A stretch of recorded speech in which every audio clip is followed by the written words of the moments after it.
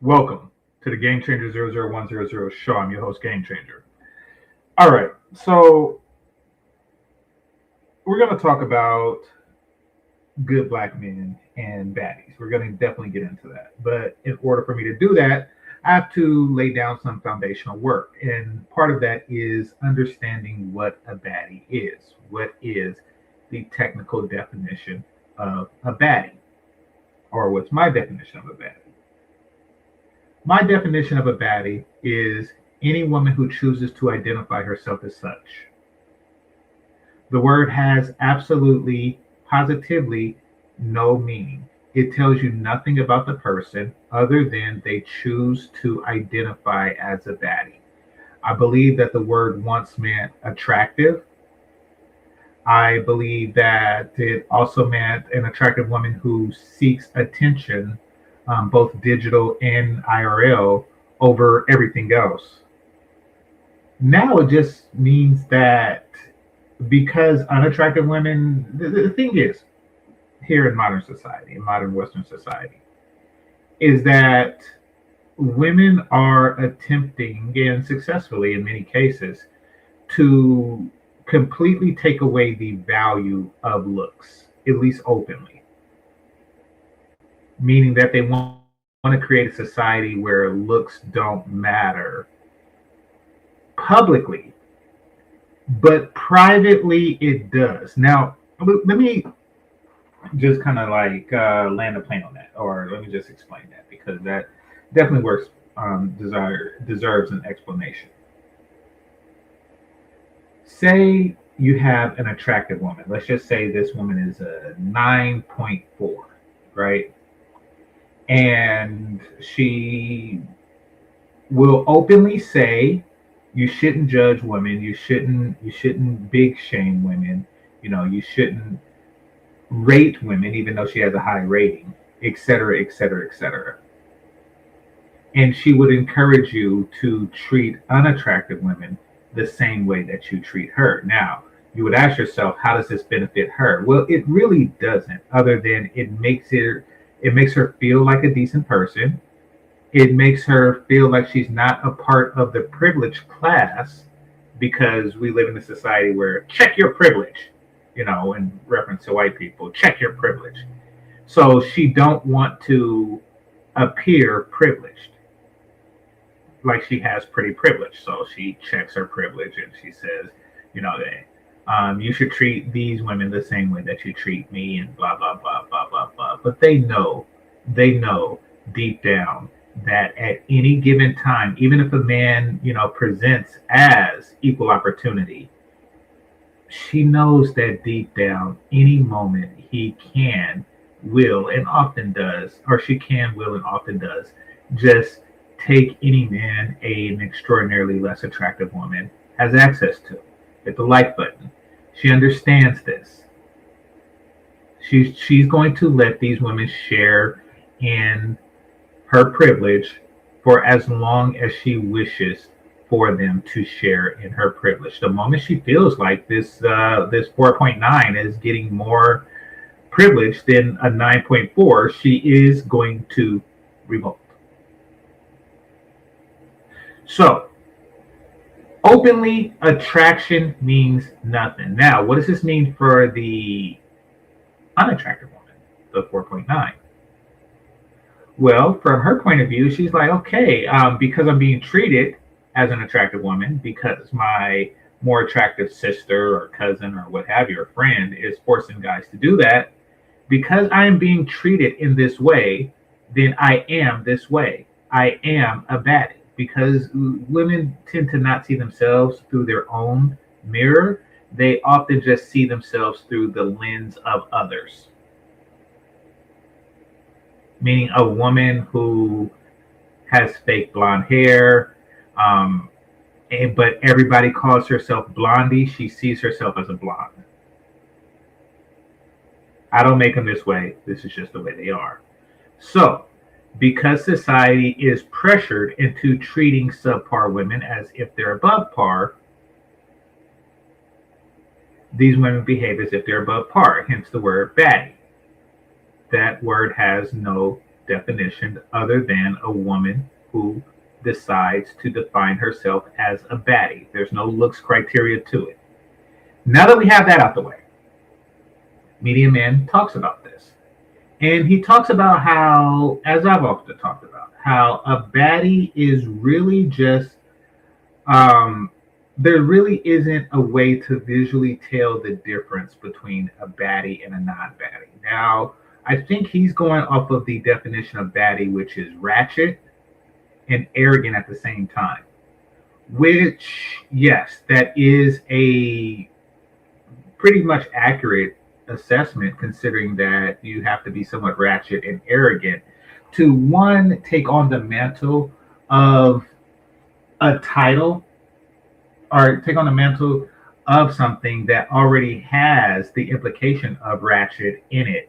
You're like, okay, the word baddie has the implication of ratchetness in it, and I am going to embrace that title. So, yes. And it also has a lot of other things. Hit the like button. So, yes, one who embraces that title is typically problematic. So, what Media Man talks about here, and just giving like an overview, we're going to go over it piece by piece. What he's talking about here is that men generally can't tell the difference because women who dress and behave as church girls are often secretly ratchet. And he's talking about black women here. Yes, black women are notorious code switchers.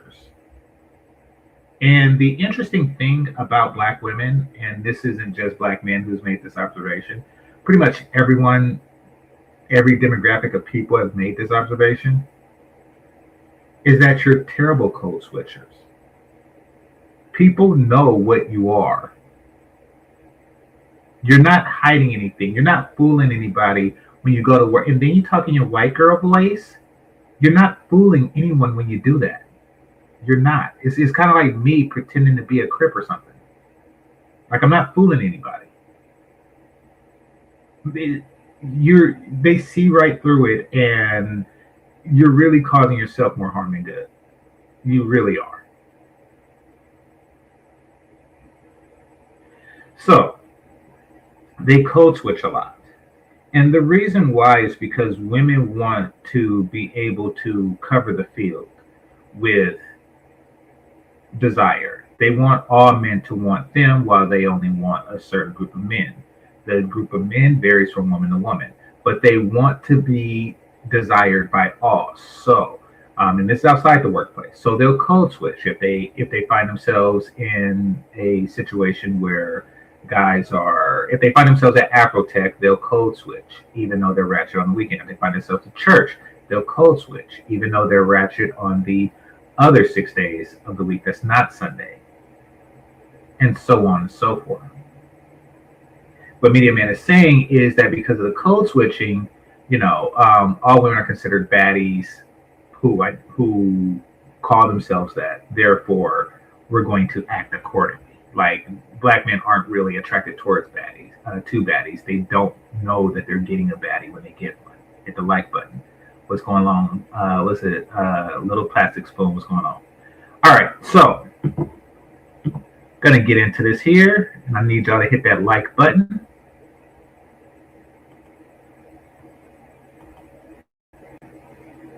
Oh, and shout out to Media Man. We had our differences, but I'm over it if you're not. Dang, the Desirable Truth has 1.4 million followers.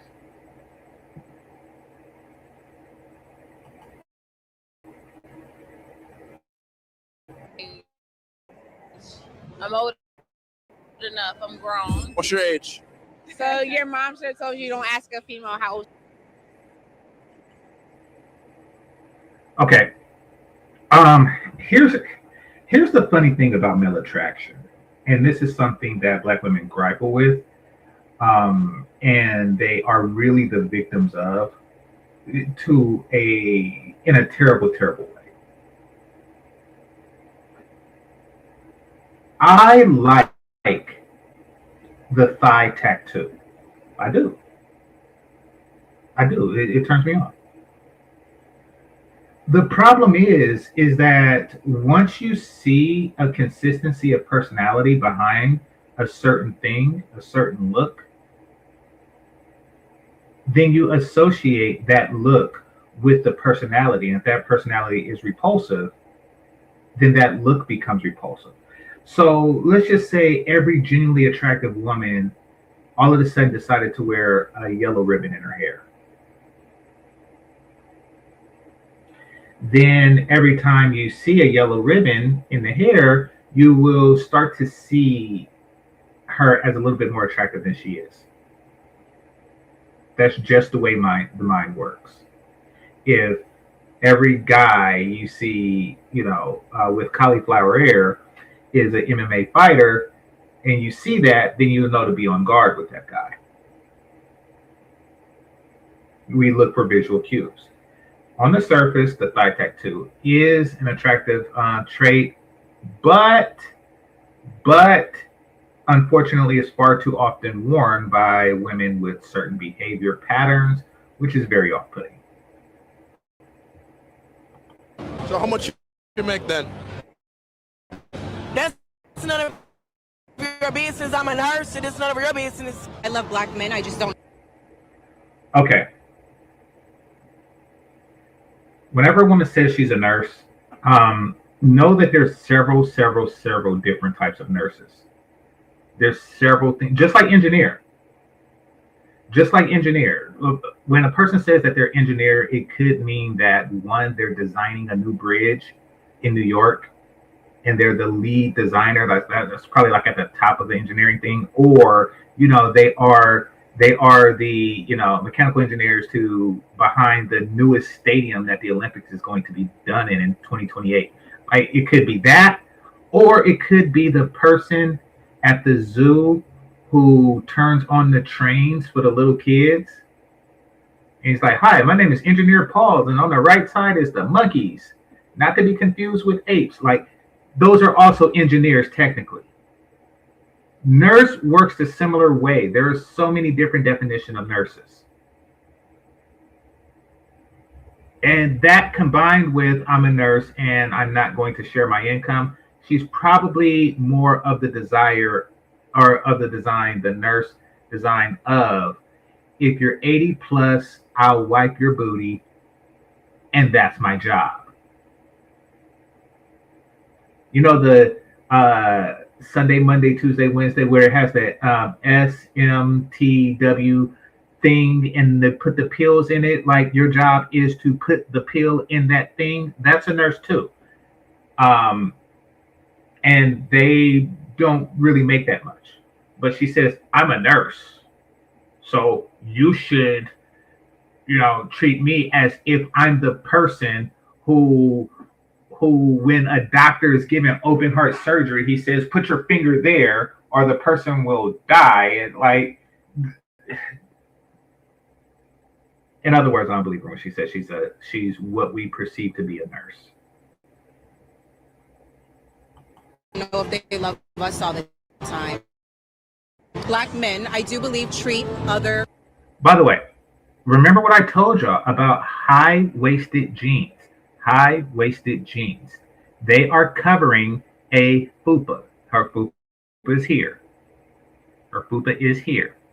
She's covered. These jeans are up to her waist. These jeans are doubling as a girdle as well as jeans. Whenever the jeans is above the belly button, she's hiding a fupa. Cultures a little bit differently. I don't know what it is, but I do believe sometimes that they are a little bit more gentle with other races of women. Could it be that men are by masculine towards them? Well, that's a very that's a good one. European thing to say. Okay. All right, we're gonna go back on that for a second. Hit the like button. Dang, why is the viewership on now? All right. Well, anyway, hit the like button. We're gonna talk about that for a second. black women feel that they tend to be more combative or masculine towards them? Now, she's going to reply with, that's a very European thing to say. Media man is like, I don't know what that means. That means because it doesn't really mean anything. It's just a way of dismissing what you just said. Essentially, what he just said is the same thing that she just said about black men.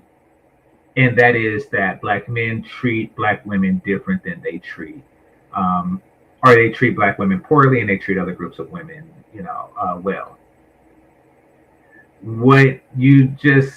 So you made your assertions about black men and their treatment of black women, and now he made his assertion of black women and their treatment of black men, and you're like, that's a very European thing to say. Once again, it's an auto dismiss. I'm going to dismiss what you're saying. Once again, no belly button.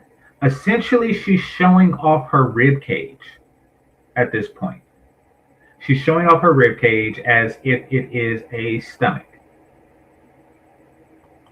Oh, that's a very that's a good one. European thing to say.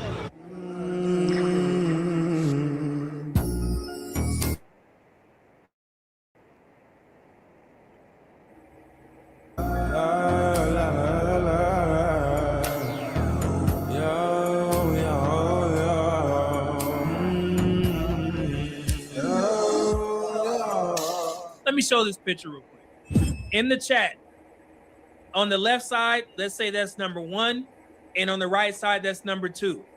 I want you guys to put in the chat which picture are the baddies, 1 or 2. Baddies, right? Because black men are, I guess, assuming they're going for these types of baddies, right? 1 or 2, which picture is the baddies? The majority of the chat is saying 1 is a baddie. So I would assume that the baddies would have a different opinion than number 2, just based off of how they present, right? Because the black community makes it. Okay, here's the kicker. They're not presenting that much different. They're not really presenting that much different. When you look at, okay, the hair, fake hair, fake hair, fake hair, fake hair, fake hair.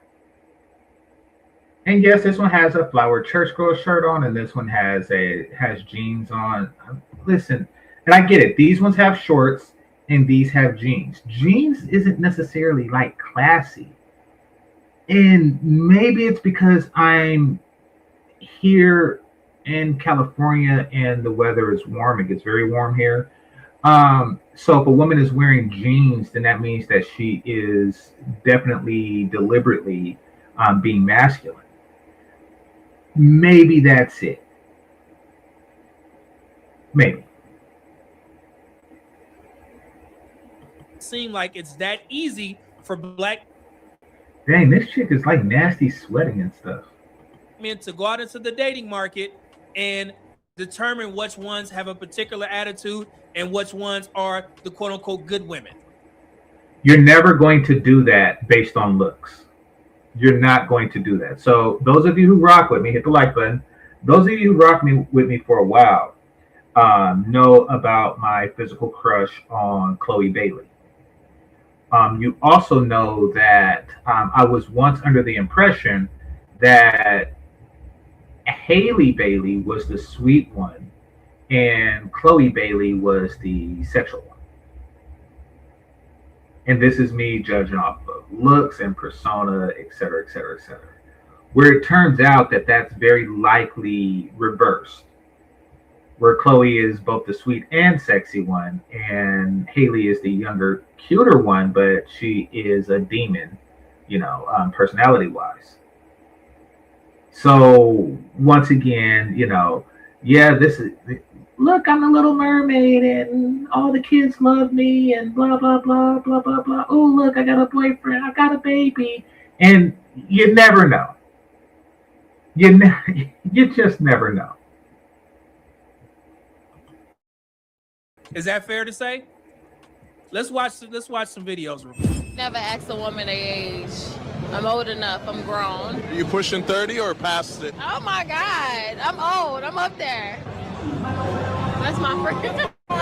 What do you need from a man who you're gonna take seriously? Money That's all you look for. and a clean booty hole. Loyalty. Money and a clean booty hole. Okay. I didn't see this when I first seen it because it was on my phone and I was driving. When I first seen this Media Man thing, I didn't know that this chick just came walking out of nowhere. She's seen her friend getting attention, her friends getting attention, and she's like, wait a minute, I got the longest weave. Let me get in on this. So then she walks up and, you know, she attempts to dominate the conversation. Loyalty. Loyalty come first. What's his? And she's doing it by saying the more controversial things so she could get more mic time. You know, she knew that the word money was going to trigger, you know, a response when the other one was saying loyalty. Booty hole have to do with anything? That's what she like. You like eating ass? She eat ass. And of course, clean booty hole is going to get attention too. So it's obvious what's going on. And so she's like, ooh, attention. And then she comes walking out of nowhere like, clean booty hole. Yeah, okay. Real bad. I got a girlfriend, so I don't know about eating a nigga ass. And when it comes on to If you have a girlfriend and you're about that life, why are you answering questions on what women want from men? why does your man have to have it? Because I get it. So how much you make then? That's none of your business. I'm a nurse, and it's none of your business.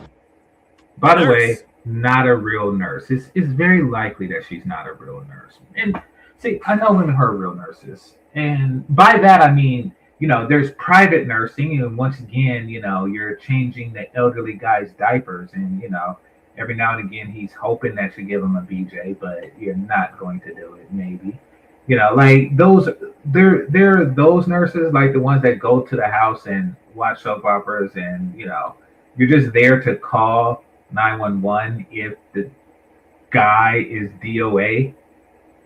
There are those nurses, and then there are, you know, the actual nurses, the nurse practitioners and stuff like that.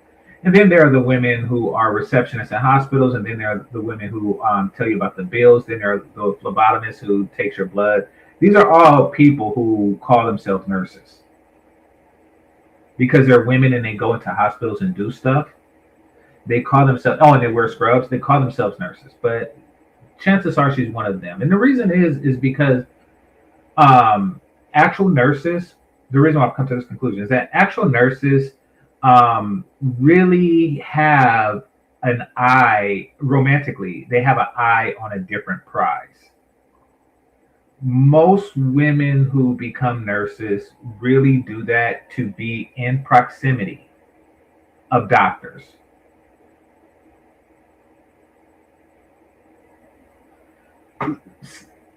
Stop talking. Listen.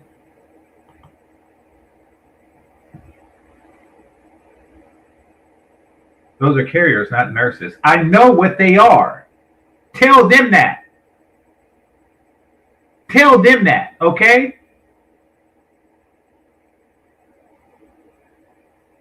Damn you.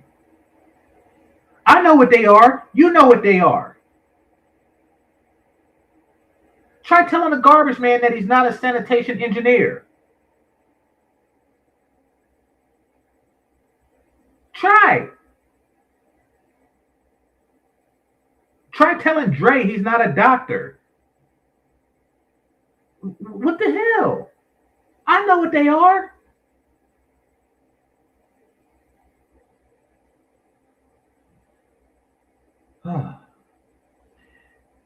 I'm telling you what people in that particular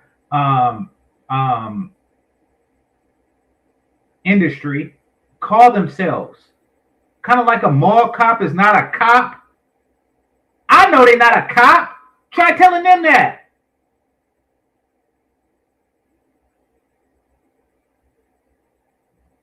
So anyway, Many actual nurses do it because they wanted to get in proximity of doctors. That's the primary reason.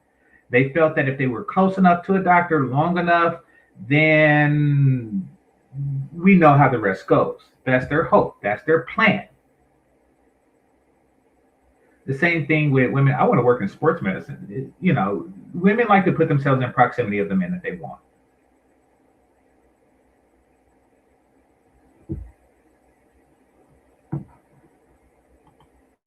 That's not true. Yes, it is. Stop it with your lying.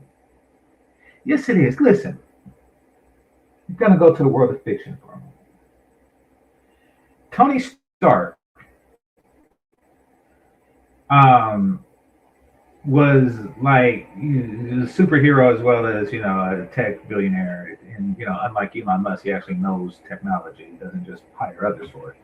But he is that dude. Now, did he go out and marry the most beautiful woman in the world, or did he marry his own damn secretary?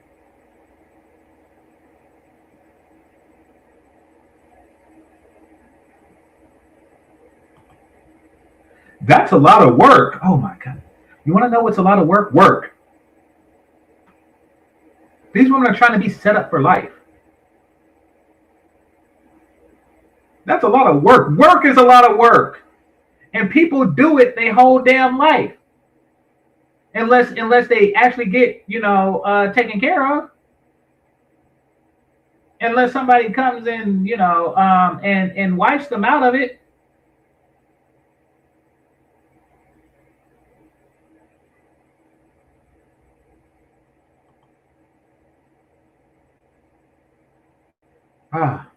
I got a degree so I could be independent. Never once thought about getting it to be close to a man. You close to me now. See, that's the thing. You are close to me now. You are in a room full of peni.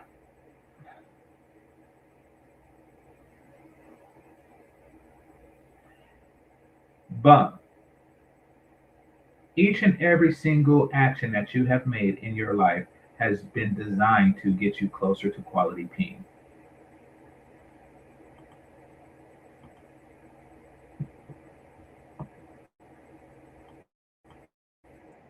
This is a nurse. I remember nurses. I respect nurses so much because I work. Not a nurse. Not a nurse, media man.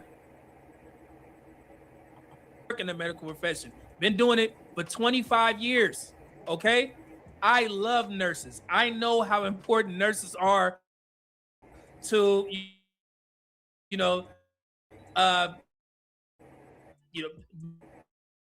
medical facilities. You know what I'm saying? They're damn near running. But this is a nurse. How do you know if they're inebriated or not? Because their behavior doesn't change with sobriety. I mean, they may slur their words a bit, but it's still the same words that come out. Yes. Enjoy death. Huh? Yeah, exactly. I just sprayed a fly. Yeah, now you buzzing to death. That is your fault for existing in my... Oh, damn it, he's alive. Oh.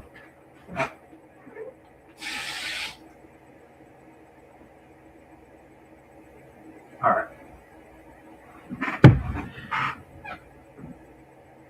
Anyway, she's not a nurse. If she is, then save this fly's life. She just did that to get some modicum of respect from media men.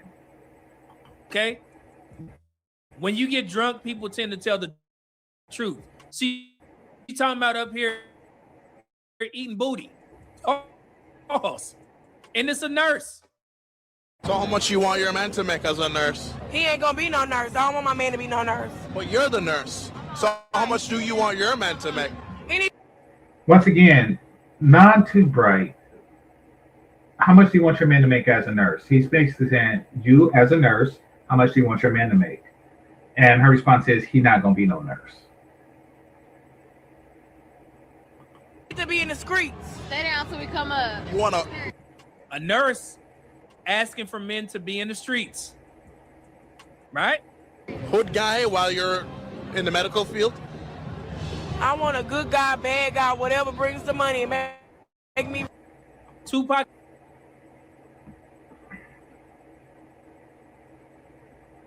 I want a good guy, bad guy, whatever brings the money. Well, don't nurses bring the money? So you're saying that you bring money, but if a guy was a nurse, he wouldn't be bringing money. The truth of the matter is you don't bring money. That's the truth. That's why it's not working for you. You don't bring the money. And you don't want another man who is as broke as you. In a suit. Didn't we just talk about this?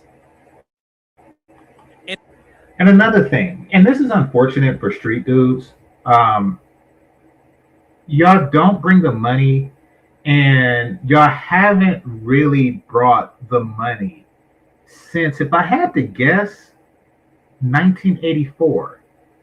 If I had to guess, like, when did y'all stop bringing the money, I would probably say around 1984.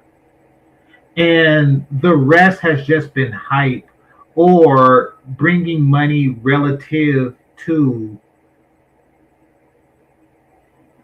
other people. Well, here's what let me break this down.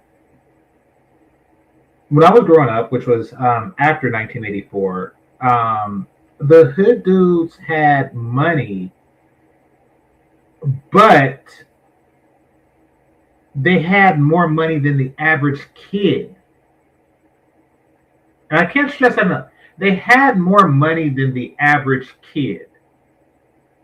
Meaning that if you're 10 or 12 or something like that, and a 12-year-old in the streets would have more money than a 12-year-old who isn't in the streets. Which is still no money. It's still no money at all. It's just more money than the allowance of a hood kid that's not in the streets. This was the 90s. And they would get it from hood dudes who were adults or much older adults, yet high school dropouts, so they're trying to function as an adult. Who also don't have money, but he made it look like he had money by flashing a bankroll, which is his life savings. And really, in total, it's less than a 2-week paycheck of the guy who holds up the stop sign at a construction site. That's hood dudes. They've been living off the 1984 reputation for quite some time. Eazy-E, when he did it, he started doing the stuff in the early 90s. He's talking about a lifestyle that has diminished because, the bottom fell out. Like many industries, it's always going to come to an end. So the bubble popped on that, but they were reliving their past. They were talking about their past, and people just ran with it, and they just kind of like lived and ate off of this facade. And you see it all the time. Like you've seen it throughout the movies in the 90s. You've seen it and in the 2000s. You've seen it in Boys in the Hood. Doughboy and his crew lived at home with a mommy. And yet eventually they were able to save up and buy a car with some rims on it. And this is between the 4 of them that they were able to save up and buy one car. That's the facade. You also seen it in Menace to Society, where they're slanging D, and then nobody had gas money, and for whatever reason, the women were the only ones who were self-sufficient, if they were self-sufficient. So you had Kane living with Ronnie because he didn't have money to live on his own when his grandparents kicked him out. His grandparents. There hasn't been functional adult money in the hood for quite some time. Baby Boy's the same way.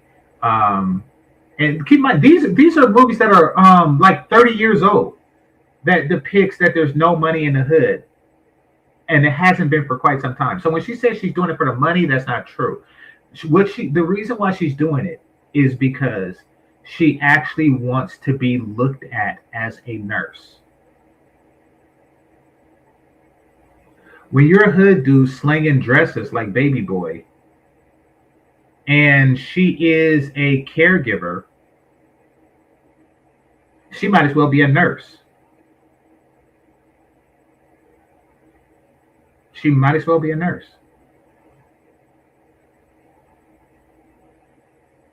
You know, he's the only one that's going to look up to her occupation. She's the smart one. She's the classy one. She's the but to an actual doctor, she's just trash that's tolerated because she has a box. And she knows it.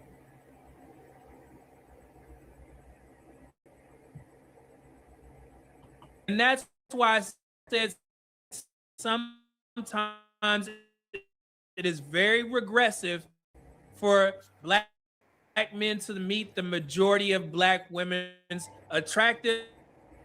Dang. He cold with it. Shout out to Media Man, even though he hate me because of that nerd video. But shout out to Media Man. He's the calculated truth. Example why? Nurse. Okay? Not a nurse. That's what it is. What's your age? No, let's stop right there. Now, it's easy for established, suitable black men who is. I'm going to avoid women like that. Okay, y'all, it's easy just based off the appearance. Okay, y'all know where he's going with this, and there's a couple of things that, if I were allowed to have a conversation with him, we can discuss this, because I don't think that she's telling the truth. Let's start here. I don't think that she's telling the truth. Like when she says, I want a street guy, et cetera, et cetera, et cetera. I think that she understands that for a woman like her, she is a street girl, that a lot of guys who have a public reputation and persona to maintain don't want to be seen with the likes of her. She understands that, which leaves her with a certain demographic of men. But that doesn't mean that that's what she wants. That means that she's embracing what wants her. Also, she has a mandate to attempt to devalue a certain demographic of black men, so she could get them at a diminished value later on. In other words, she's lying because she finds it in her best interest to lie.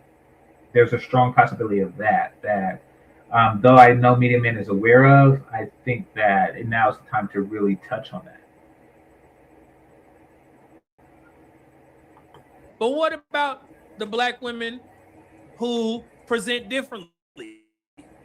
Like these young women. Their attitude should be a little bit different, right? Is that fair? And shout out to Dope Designs for sending me this. Listen. So your mom should have told you don't ask a female how old she is. Didn't the other woman, the quote unquote baddie, didn't she just say the same thing? Right? Don't ask a woman, woman's age. Didn't she just say that? Why is that a problem, though? Because I'm old. You're not old. You're seasoned. You're vintage. Okay, I'm 34. And you? 33. Are you ladies single? I'm very much single. Single now. Do you feel like dating is more challenging as a black woman than it would to be any woman of a lighter skin tone? Nope. Because I get Caucasian men, I get Asian men, I get...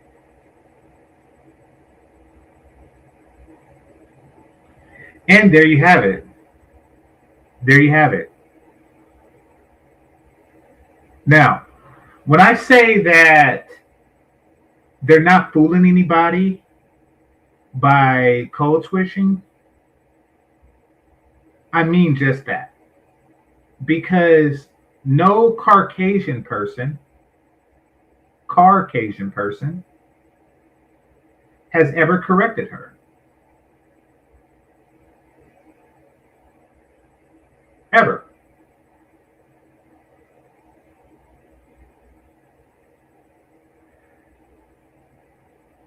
I'm a Caucasian. Oh, okay. See, when people see right through the culture, like, oh, really? You're Caucasian? Oh, okay. You get Caucasian guys. People are saying that she's lying. People in my chat room are saying that she's lying. Once again, they lie when they feel that it's in their best interest to lie. Any woman can attract a man of any demographic. The thing is that you're single. So either you're not attracting the men that you want of any ethnic demographic, or you don't want men of any ethnic demographic. Either way, it's really telling about you. African American man, I get all types of different ethnic groups. Now, for the women in the chat, what does get men mean? Does that mean she gets men to marry? What does that mean? What y'all think, ladies in the chat? I get all kinds of men. Get. What does that mean? Okay. That's willing to take care of me and be my significant other or a husband or boyfriend, but I don't condone to it because I know what I want. I know. So she gets all these men, but she don't condone to it. He's making fun of her grammar, as he should. Once again, they think that they're code switching because they have a flower top on. Like, listen, no one is falling for this crap. No one is falling for this crap. People like me and myself, it's like, what?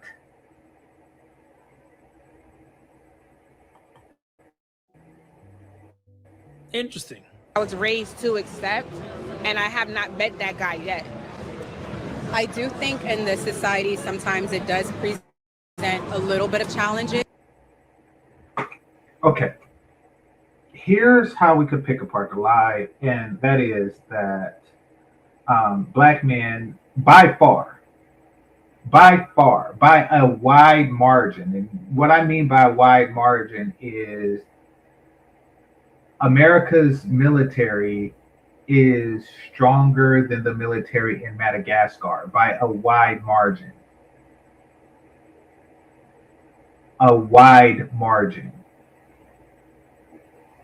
By a wide margin, black men have lower standards than any other group of men. By a wide margin. A wide margin.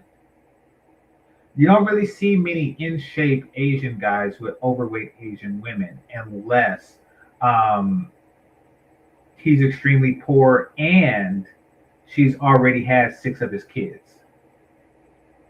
Generally speaking, you don't really see that dynamic. So we have the lowest standards, which means that any woman that a non-black man finds attractive, a black man will also find attractive. Kind of like junior colleges and the Ivy League. If Harvard accepts you, then that means that each and every single junior college on the planet has also accepted you. So if a group of people with high standards have accepted you, then a group of people, in this case black men, with lower standards have also accepted you. There is a lie in there somewhere. Either the group of men with the high standards haven't really accepted you the way that you are presenting, or the group of men with low standards have also accepted you and you haven't accepted them, but you're blaming them for not accepting you more. Get it? Got it? Good. I haven't had many because I have had a very successful, very long marriage at a point, and I love black men. I just don't know if they love us all the time. How did we get brought into this? Good point.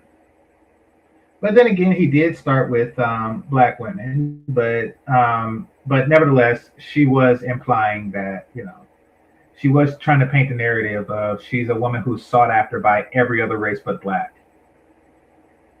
We all know the lies. I don't know why they rely on lies as opposed to thighs. It's ridiculous. 33 years old, walking around with an empty vagina, talking about no man wants to put their penis in it. It's just madness. Or every man but black men want to put their penis in it. You expect me to believe that?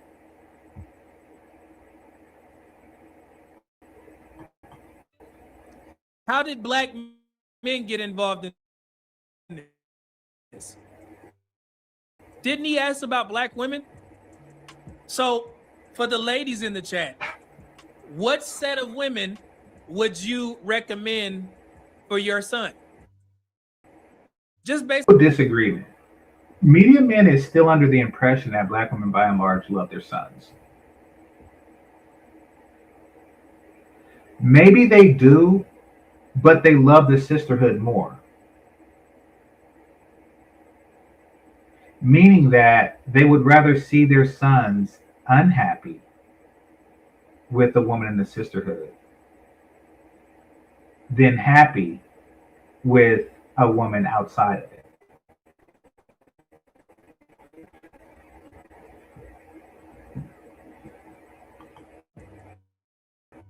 How did black men get into this? You heard the first set of ladies.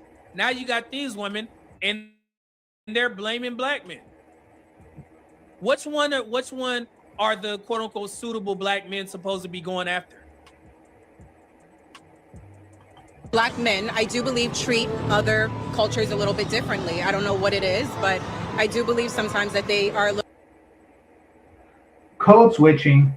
Like, you see through the cracks. They treat other cultures differently. Where culture is a behavior, what she really means to say is ethnicities. Yes, I'm going to treat a person based on their culture. Everybody treats other cultures differently. Like when I went to a wedding for a friend of mine who's Indian, and they're like, you gotta put a wave cap on, you gotta cover your head. I treat their culture different than at a black wedding. Is like, it's their behavior. You're basically saying we treat people who behave a certain way different than we treat people who behave another way. And yeah, that's a definite. You mean ethnicity, but you said culture. And through that slip, your ethnicity behaves in a way that requires and demands a certain treatment. Listen, like right now, you're lying. For the reasons that I just pointed out to you. So I would treat you different than a person who isn't lying.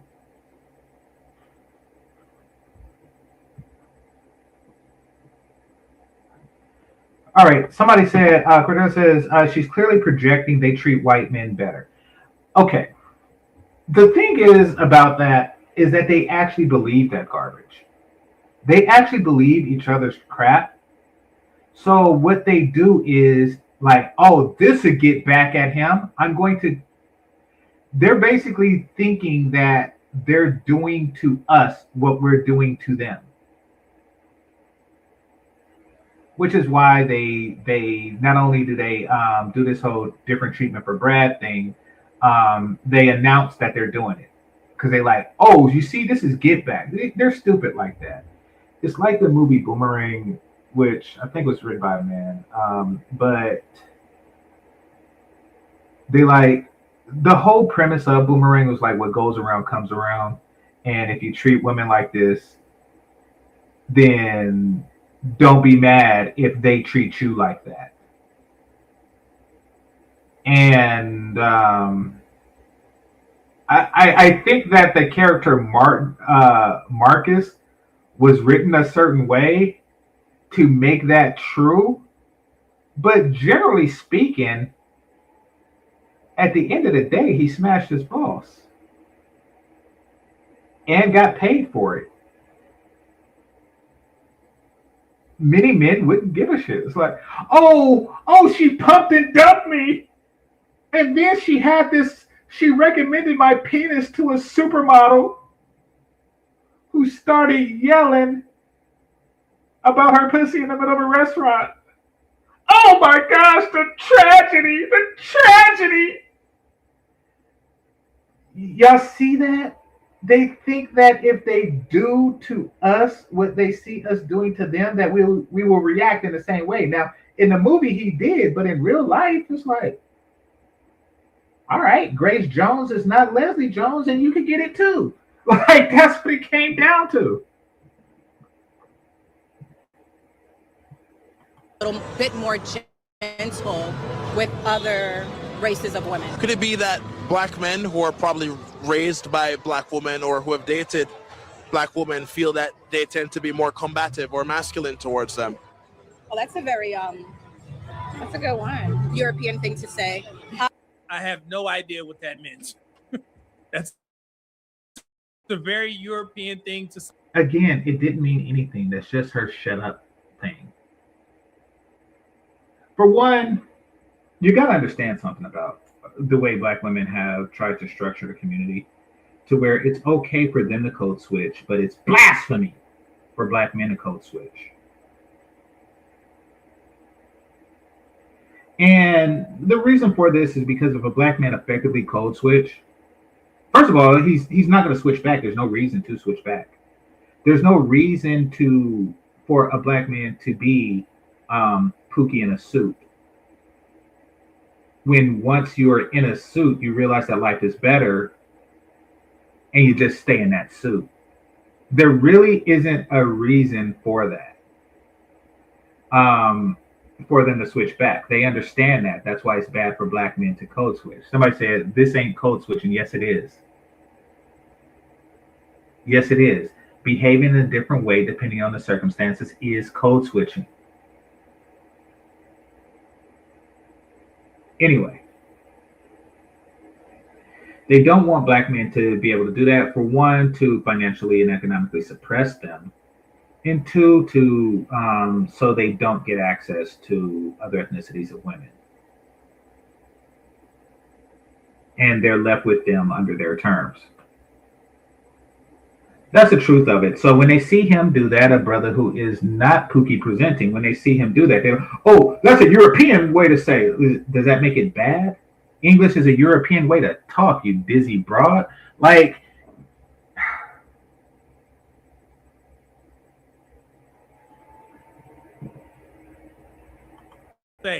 I'm not sure what that means. So, some black men I feel like don't have everything together. What did I tell you? Go back to Dr. Hall's interview where she mentioned black men make $54,000. Kendra G asking, "Are you willing to build a man?" That is the narrative amongst black women in the black community, and the reason why that's the narrative is because we have black people who are celebrities repeating talking points such as black women are the most educated, black women earn more than black men, they own more businesses than black men. So now that gets trickled down to as if they all have it together. That's why these spaces are important. That's why it's important for black women who care to speak up. Okay? You see how she's framing it? We can't find black men because they all trash. They ain't got their shit together. There it is. So a lot of times what I find is that men that are not on the same level as me are very intimidated by me. Gosh, black women, they don't have original thoughts. It's a shame. It's a shame. Like, interviewing them is like interviewing ants or bees or something. Like something with a collective thought pattern. Like, you interview an ant, it's like, okay, so why do you dig a tunnel? I dig a tunnel for the queen. Okay. And you, sir, why do you scout for food? I scout for food for the queen. Okay. It reminds me of that movie with Jerry Seinfeld, a bee movie as a cartoon. And it was like, thinking bee. Like, they cannot think outside of these tropes. Like they're intimidated by me, or they treat other groups of women different. It's like, okay, which one is it? Let's start there. Which one is it? Like, are men actually with you but being unkind and gentle? Or are they intimidated by you and they're not with you at all? Like, which one is it?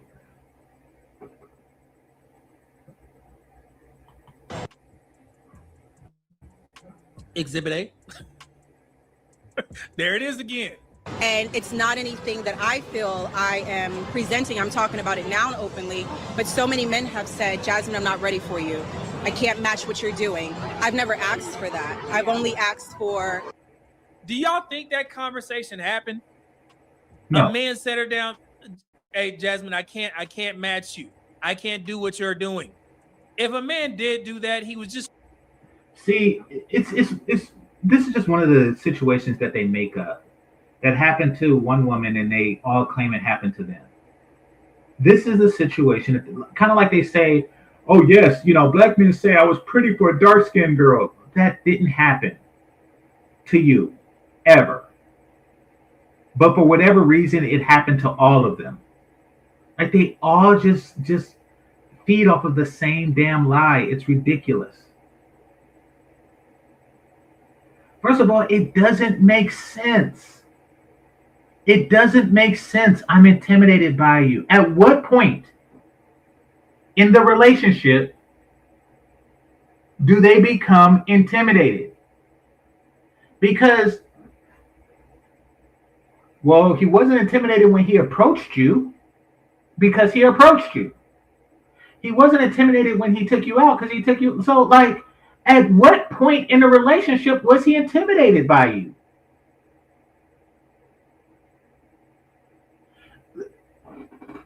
In order for a man to approach, he has to come, he can't be timid to do that.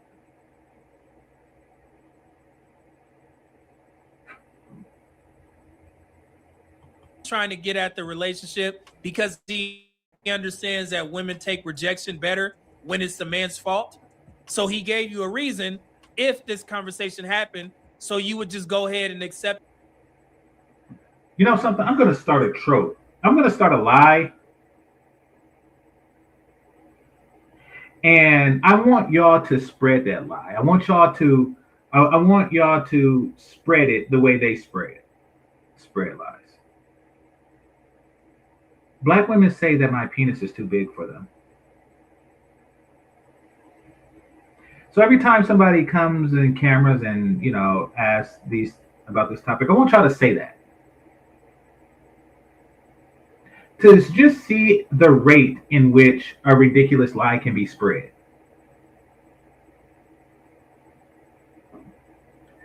Black men are intimidated by how awesome I am. It's just, holy crap, it's just bloated air. The breakup after he done already got the cheeks.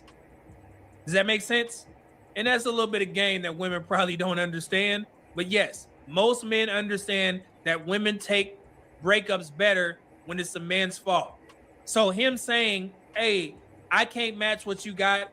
I can't do what you're doing after he already got your pussy in his pocket. That's an easy out for him. So now you, Jasmine, you can go to your friends and say, hey, this man said that he can't match me. I'm intimidated. Dang, he just brought up like a doomsday scenario. So I'm like, at what point do he all of a sudden become intimidated? Like, oh, it's after somewhere between the pump and the dump, he became intimidated. He wasn't intimidated when he pumped you. Yeah. Intimidated by you, so that's why he can't be with me.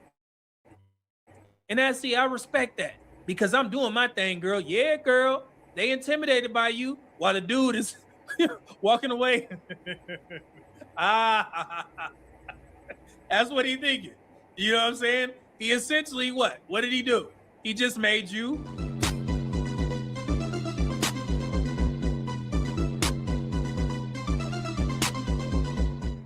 I don't know what that means.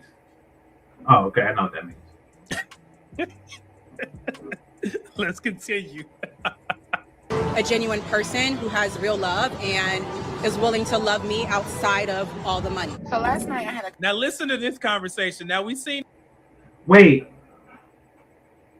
I'm looking for a genuine person with a lot of love who's willing to love me outside of all the money.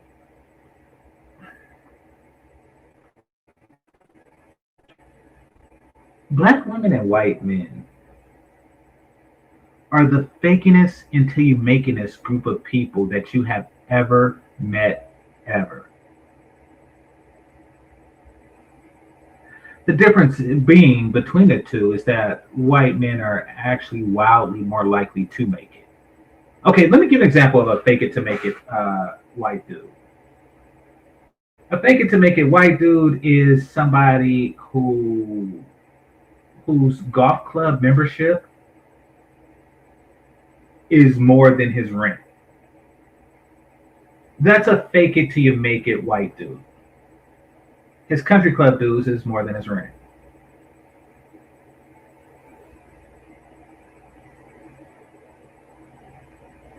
Those are the types. Black women are, or a person who is in debt up to their eyebrows. A white dude that's in debt up to his eyebrows, but he make it appear as if, he's living within his means. That's a fake it till you make it white dude. Black women are the same way. They fake wealth because they feel that wealth attracts wealthy men. So they fake this wealth thinking that a man, because we're stupid like that men actually say, oh, she's wealthy, let me marry her. I'm Caucasian.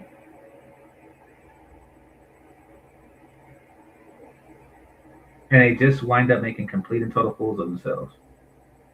Like while in debt.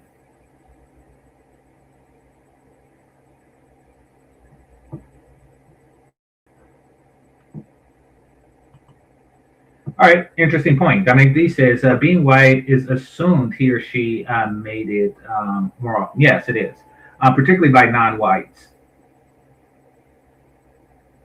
And they use that in many cases to actually make it. Not going to pretend like white privilege don't exist in that regard.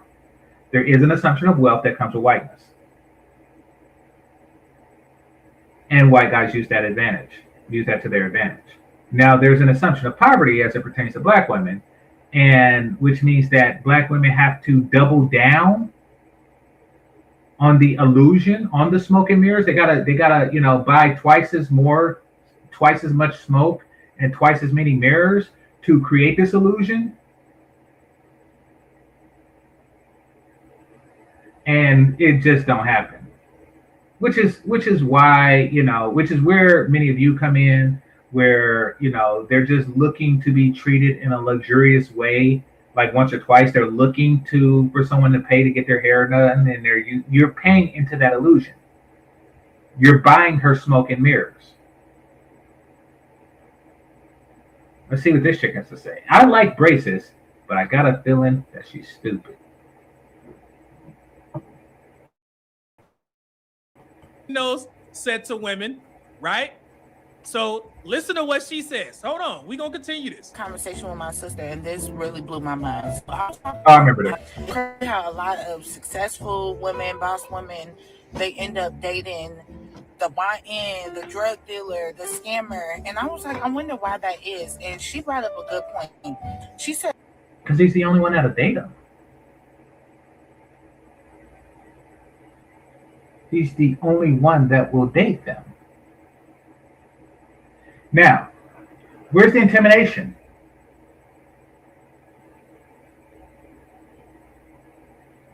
Where's the intimidation? Where is it? I mean, I thought that these boss women,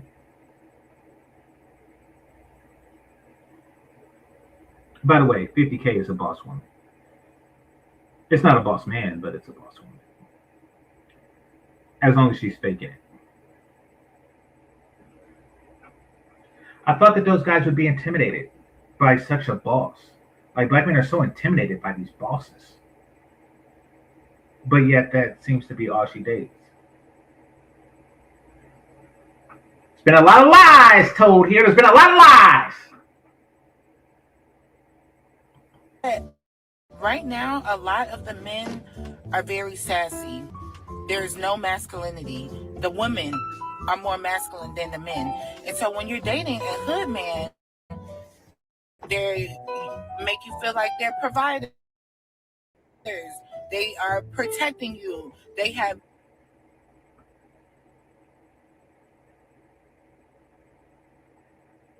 What a waste of braces. She has an underbite like sheep stealer, but I mean, what a waste of braces. It really is.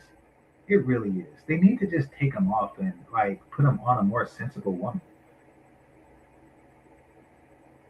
What a waste.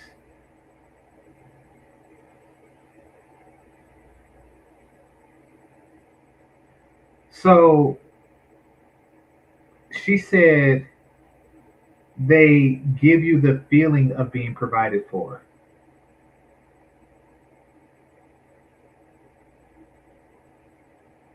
Cole, you stupid.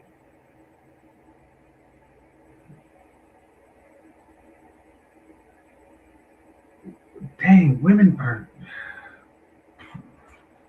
Feeling is reality to women. Feeling is reality to women. Feeling is reality to women. You want to know what makes you feel like you're being provided for is being provided for. Other groups of women actually get that, like the housewife soccer mom types. They don't go around saying like, yes, my husband, Dr. Richardson, he makes me feel provided for. No, they actually are being provided for. They're not living in delusion, because that's what you're doing. You're living in delusion. You go around feeling like you're being provided for while you're paying the bills. You're stupid. You're delusionally stupid. But once again, this in itself is a lie. This is the lie that's supposed to call non-hood dudes, non-hood brothers to compete.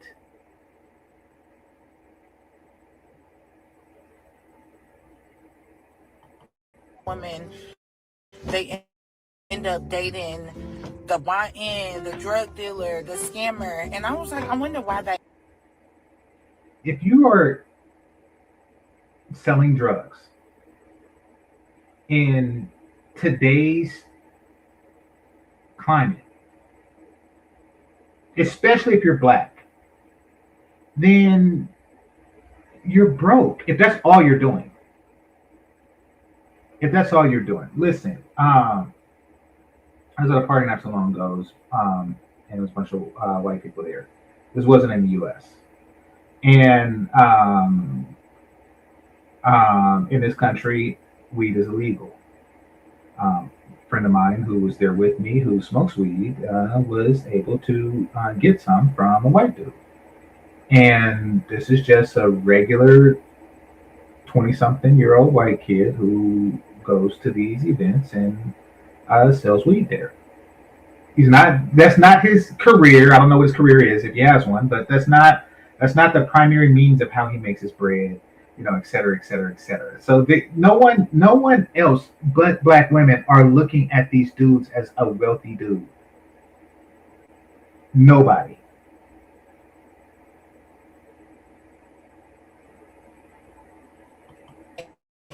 Is, and she brought up a good point. She said, right now, a lot of the men are very sassy. There's no masculinity. The women are more masculine than the men. When you're dating a man, they make you feel like they're providers. I think that really no man wants a woman, except hood dudes, wants a woman who professes to be more masculine than a man. They have very masculine energy. And when you're a boss, that's what you want. You want to feel soft. So you feel soft with that. You feel protected. And Well, you're not a boss, and neither is whomever you're speaking about. You're not bosses. You actually get with YNs to feel like bosses. And that's the problem.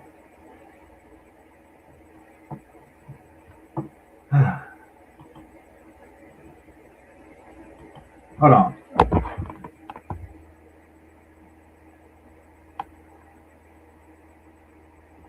Too Short had a line in one of his songs. I was going to look up the lyrics, but I forget the name of the song. Where he says, and I quote, "Bitch! You're just a bitch. You wear flat shoes and you think you're rich." Keep in mind, he said this in the 80s. Dude is a poet. It's like, listen, he said you think you're rich.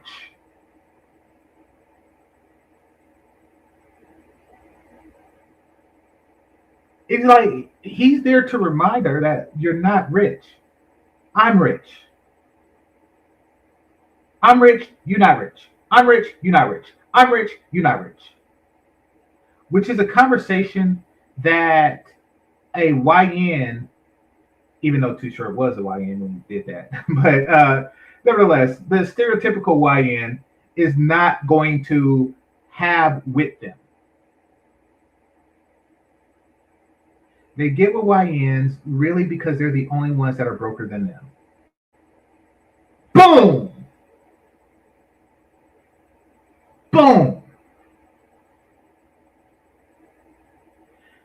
Kind of like a millionaire is a boss until a billionaire walks into the room, or in a room full of billionaires.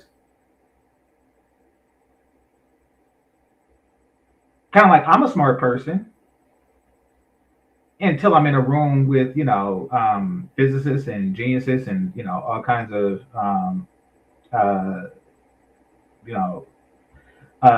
scientifically, academically accomplished people.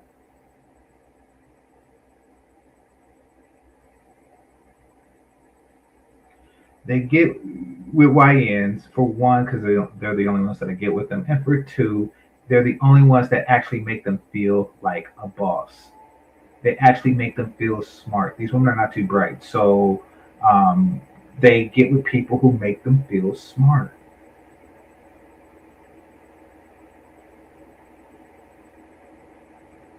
Most important, they make them feel secure. If she was to get with a doctor, say a brain surgeon or a nuclear physicist, for one, she wouldn't be a boss. She'll be the bitch that get a boss's coffee at work.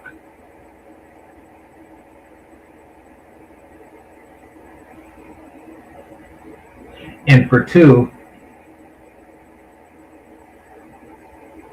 she understands that her value to him is fleeting. And he's not going to take her seriously. that was just such a good, interesting point, because I'm like, So essentially, she's given a justification as to why successful black women decide to date YNs or hood dudes. So I think we can go ahead and dead the conversation that's all that's out there, Dr. Umar, because that's what you said on the Daily Rapper Crew show. You said, yeah, it's your fault because that's all they have to choose from. No, she understands. They understand very well. It's funny how Dr. Umar isn't chosen, but he's making excuses to why she's choosing a YN. Why hasn't she chosen you, Dr. Umar? Really, no one has. She was having this conversation with her friend. So her friend gave her that justification, and she was like, oh, you know what? That's good. We're going to date the hood dudes that's going to put us in danger and possibly whoop our ass because we think all the other men are sassy because they're stable. They're not fun. So we got to stop framing it as the only men out there are hood dudes. No, they find the hood dudes. And she said, if you're a boss and you're a successful woman, dang, I didn't think about it like that. I didn't think the reason that a lot of successful women get with the hood men because we just want to feel soft. I wish I was there to just ask these women define successful.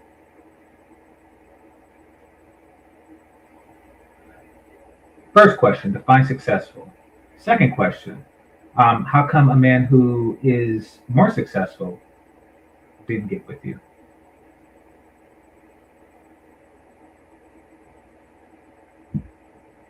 Like, oh, it's because he's sassy. Well, how come he got with this woman?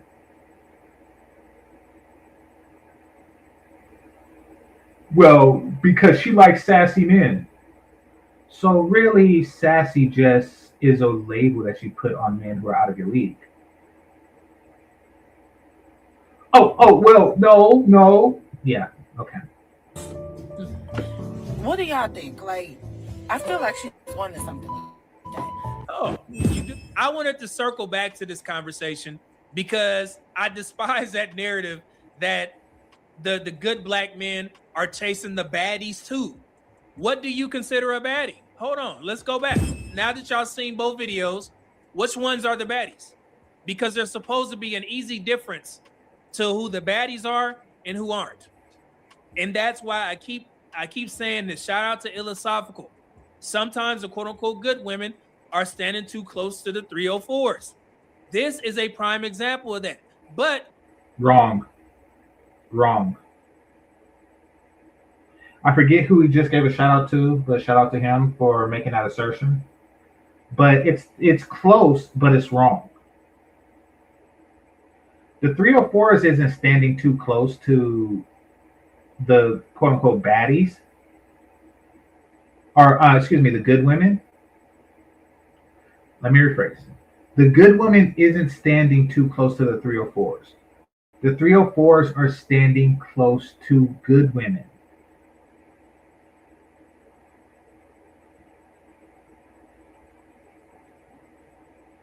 It's the 304s who are code switching, who are pretending to be good women.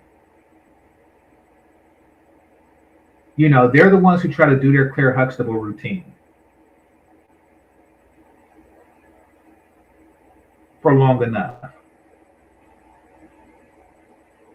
I mean, when do decent women pretend to be ratchet? When do they say, you know something, I'm just going to go to the ghetto and pretend to be ratchet? I'm going to put a fake tattoo on my thigh and just, when do comedians go out and do the opposite? When do classy women pretend to be trashy? Except if she like role playing for a kinky dude.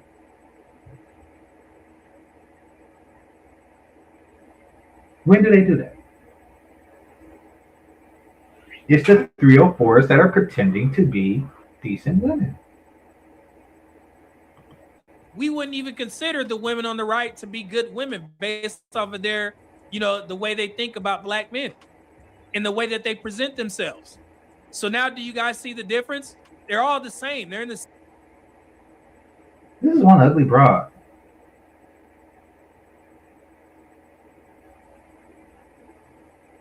Facially speaking. same dating pool.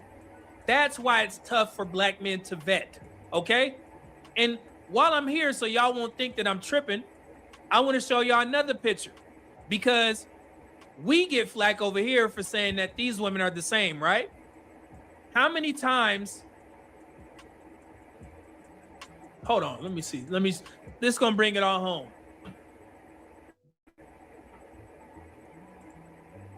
How many times would you think that the dude on the left is the dude on the right? Does that make sense? Typically, when you see black men that present themselves in a certain manner, they fit into a particular category. How many times would you consider the guy on the left dressed in a nice button-down shirt, some nice jeans, t-shirt or shoes, and you got the dude with the gold chains and the, you know what I'm saying, the beater on? How many times would you think oh man, I'm gonna get the same type of treatment from the left guy than I would with the right. Does this make sense, Black community? So it's very hard for Black men to determine who's different. It's easy for Black women to determine who's different. Good point. Most of Very the good time. point. There's no absolutes. I understand that. But just very good point. Like Carlton Banks is Carlton Banks and Lil Wayne is Lil Wayne. This is true. So to the women who like, you know, when they talk about the out of wedlock birth rate and they all claim that they were with like some Hill Harper type Harvard dude, like they all got with Barack Obama, like you know, all these kids are Barack Obama's bastards or something like that, you know, like they were with the Harvard dude that just all of a sudden transformed into the street dude. That's cap.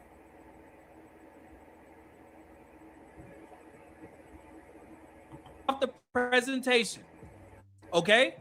And then also I want to ask you guys another question. What Black man would be the majority of Black women's type?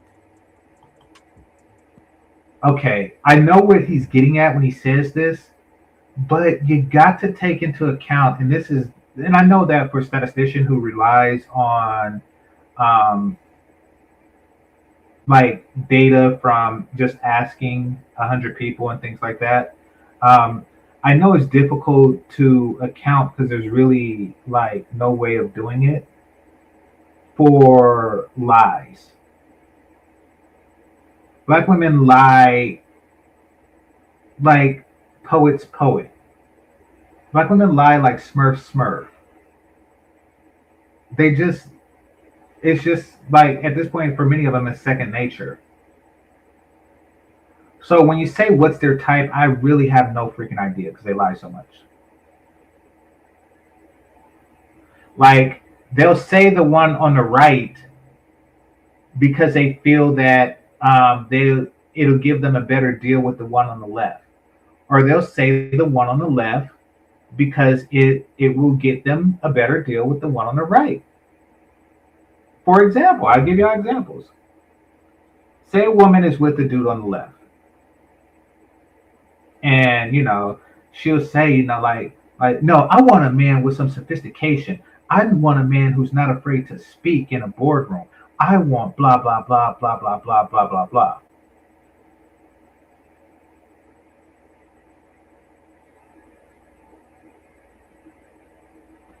She'll say that. And then she'll say to the man on the right, like, you know, oh, I want somebody, you know, with some swag to him. I want somebody with some edge to him. You know, I want somebody, you know, who not afraid, you know, that's known to carry big things, if you know what I mean, or whatever, you know. Like they play both sides against each other, so it's really no telling like who they actually want. Just keep it in the buck. Now, from what you see online, it would appear as if, with the understanding that they lie a lot, it would appear as if they want the one on the left more, because they lie and say they want the one on the right, meaning that they're doing that to create a sense of scarcity to the one on the left. That's the way that they lie. And also, they already got the one on the right. At any time, under any circumstances, the one on the right represents the thirstiest of all Black men, which means that you are the thirstiest of the thirstiest group of men on the planet. So they already got him along with everybody else. But just because they are trying to psychologically manipulate the one on the left to approach them, all we know is that they want the one on the left to approach them. We don't actually know if they want the one on the left. We know that they want the one on the left to approach them. And if you think about each of the interviews, they were all designed to get the man on the left to approach them.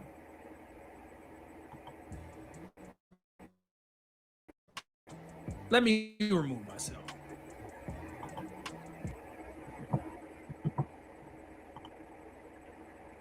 You can tell who they want by who they have kids with and get in relationships with. No, you can't. No, you can't. Okay.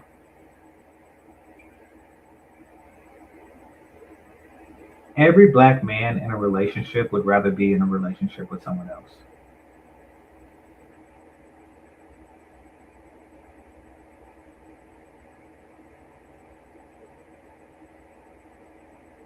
This is the best of what was available to him. Doesn't mean that that's what they want. It means that that's the best of what they. It's kind of like you go into a McDonald's or something, and I think McDonald's is a Coca-Cola people. Like you really want a Pepsi, but you're at McDonald's and that's it's a Coca-Cola.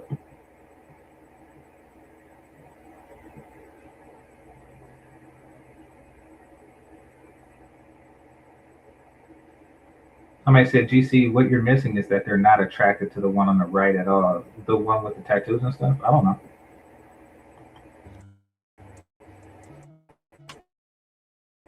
Which one?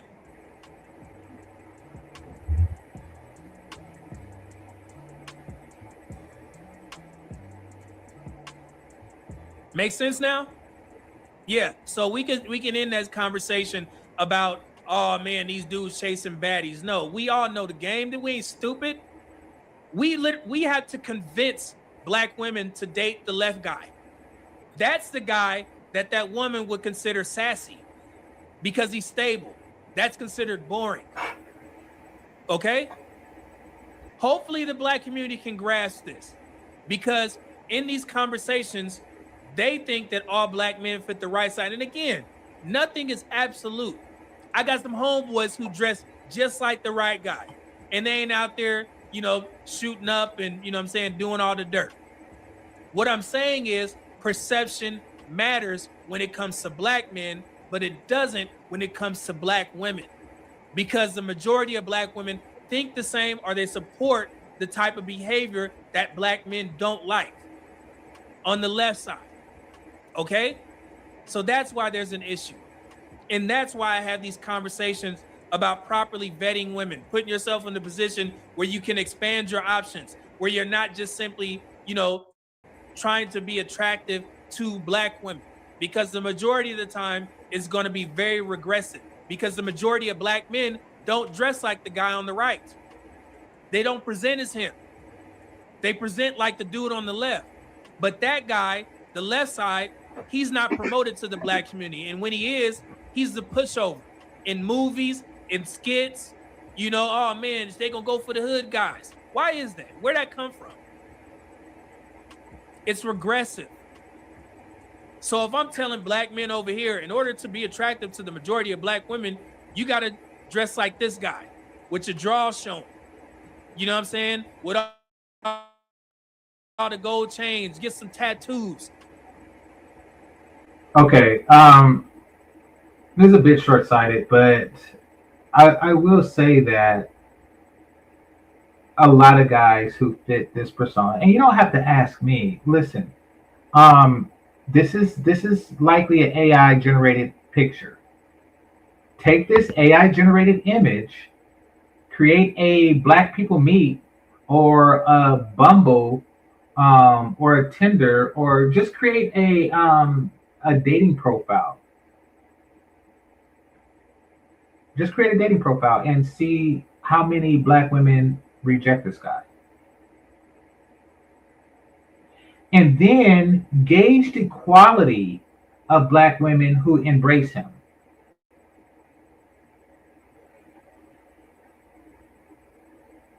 Do that. Thug Max. That's what I would have to tell the majority of black men when they like, man, I don't want to do that. I want to be myself. I want to dress normal. All right. You did ring that nerd dude for being himself.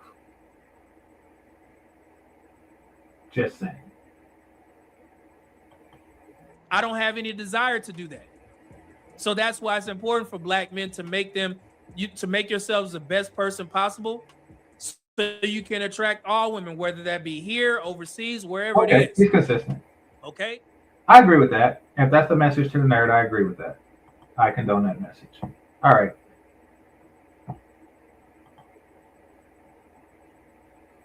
Now we're gonna read some comments and then gonna look at the River TV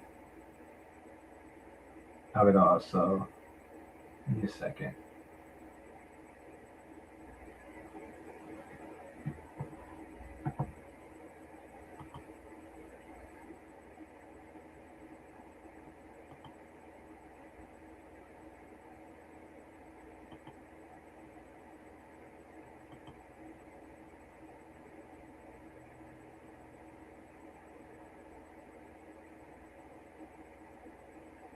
Okay, the first person, the most recent comment said it best.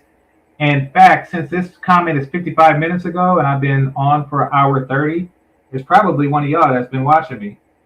She's a CNA. LOL. Yeah, I mean, she's not like a regular nurse, the nurse that you think when you think of the word nurse. She's not that. She's something different, something lesser. I barely made the intro, gentlemen. Get you a Latina, you'll be pleased. Well, get you a woman who's pleasing. Yeah. I mean, Latinas can be quote unquote baddies too, but I mean, there isn't as high a concentration in that community. Let's see. Nobody is intimidated by you broads. Yes, exactly. None of them.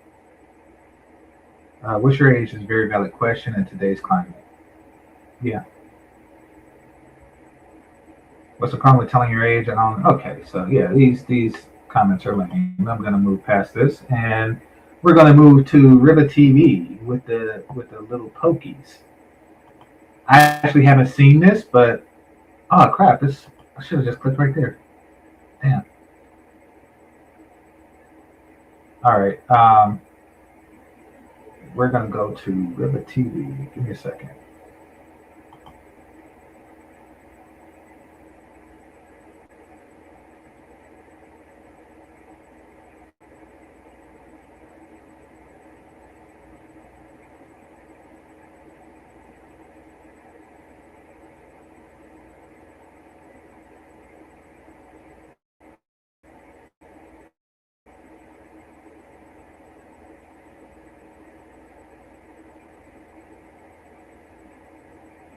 Wait a minute, is it in my history? I guess it's not even in my history. All right, so never mind. Let me just go to her channel.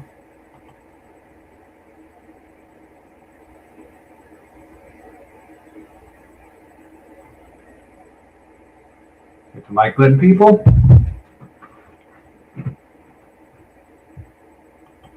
It says, can the guy on the rant branch outside of his race, like the guy on the left can? No.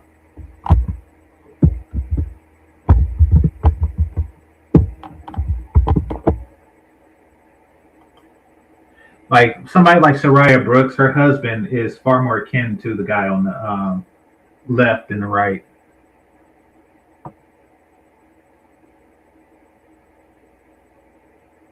And once again, actually, let me take that back because he can, but it's a different type of branch out. You know, it's not a Rebecca branch out.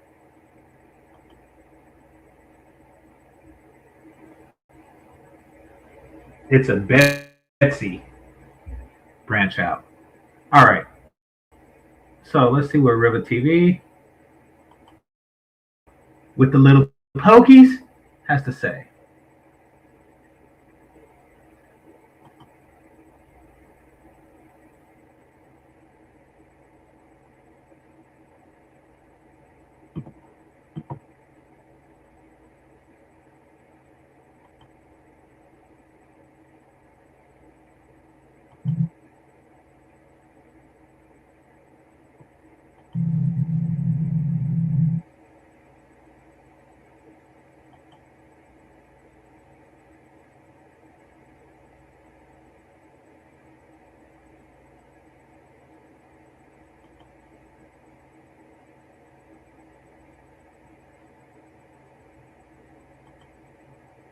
All right, she's talking about Mary J. Blige and how she regrets not having kids. And on the caption, It reads too late, but it's buffering. So let me just fix that right quick.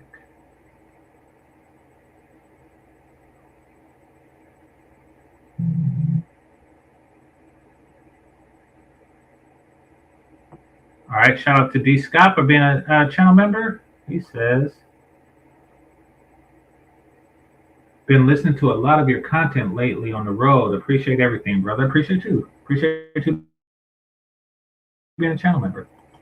If you want some exclusive content, of which I have a lot, then yeah, please become a channel member.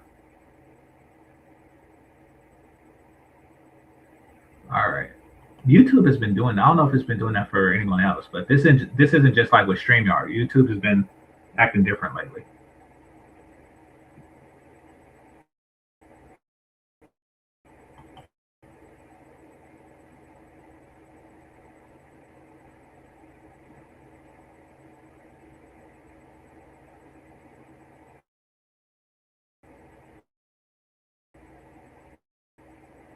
All right, it's kind of buffer for a while, so let me just here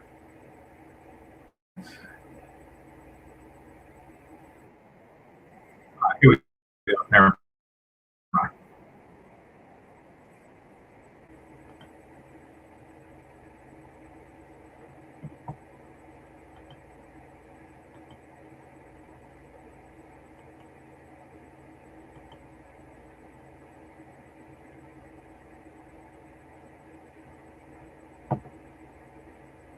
Gaining a PhD or whatever, and later in a career, those two things becomes what he calls a masculine love object. So that's the choice. Those are the words you make. Those are the choices you make. I don't want any kids. But then when you get older, you start to see how valuable their teenagers are to them. Mm-hmm. Their kids are to them. She's proud of her degree, the career in education, where where most women will be proud of their husband and everything else. Basically. Okay. Women just care about their social standing amongst other women. And unfortunately for them, it changes. See, some women just want to be looked at as that chick. Like, oh, I'm that chick. And I'm that chick because ... Now that ... changes drastically throughout the years. When you're young, that ... could mean like, I'm that chick because my dad spoils me. When you're a bit older, I'm that chick because all the boys want me. When you're a bit older than that, it's I'm that chick because I have a career. And when you get older than that, it's I'm that chick because I have a kid in the Ivy League. It becomes less about you and more about what the status of your kids. So, and this is what they don't tell you. This is what they don't tell women when they sell them on this Sex and the City lifestyle. They don't tell you that there isn't a bunch of old broads patting each other on the back about how successful they are. It's not.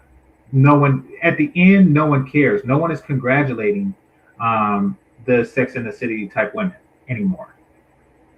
That changes. Unfortunately, your ability to have kids is gone by then. And there you are, stuck childless while listening to other women brag about the status of their children. Hit the like button.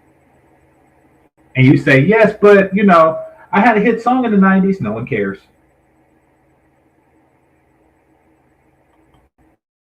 That's become the thing she's invested in. River TV. What's up, guys? It's your girl Riva, and I'm back again with another video.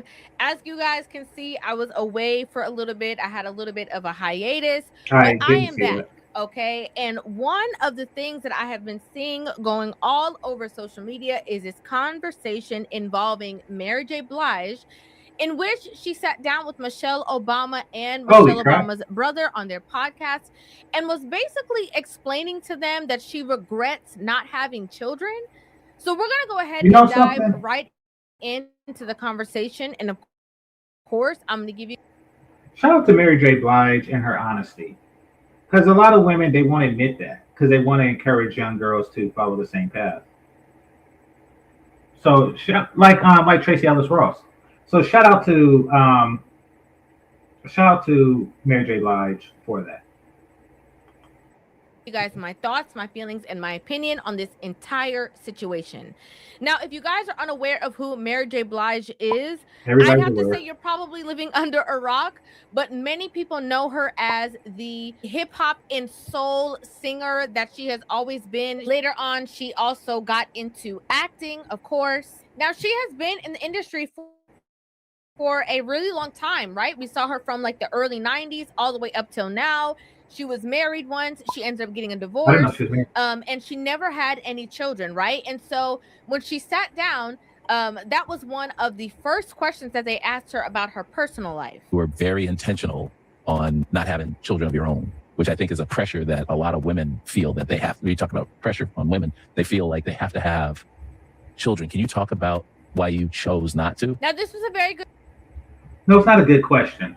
See, he's talking that women empowerment stuff, like, you know, women are pressured into having children. What the fuck? Women are not no more pressured into having children than men are pressured into having sex. It's something that we want to have, and society pressures us to do it because they know that you want it. And if you don't get it, then, you know, you're failed at getting something that you desire. You know, that's why words like incel exist. It means that you have failed at getting this thing that we know that you want. So this whole thing, like, oh, you're pressured. This is just like the empowerment of the childless bitch that he's trying to promote amongst women. And you look like your sister, and that's not a compliment, dude. It's terrible. It's terrible. It's a good thing your nieces came out decent looking, because your jeans are trash. Good question, right? Because we always see, you know, the boss chicks, the boss babes, the career women, the successful women, right? And so after a certain amount of time of them being out there and doing their thing, eventually they do settle into a family. They have children. They create that whole thing, you know, legacy building. And so seeing that she not only did not create that, but the fact that she used to sit down and like talk about it and was so adamant about not wanting them, I felt like this was a really good question to ask. Well, I don't want to say, I said a lot of things when I was younger because I didn't want to have kids. You know, now she said that she said a lot of things when she was younger, and she did. Even just a couple of years ago, right? She sat down and she was kind of like gloating and boasting about the fact that she doesn't have kids and that she never wanted them. And I have nieces and nephews forever, and I'm always watching how people are scrambling around for babysitters. I don't want to go. I don't want to go through that. I like my freedom. I like being able to get up and go and move and do what I want to do. I don't pretend to someone all the time. I saw people struggling. I saw a lot of, you know, my family members needing babysitters.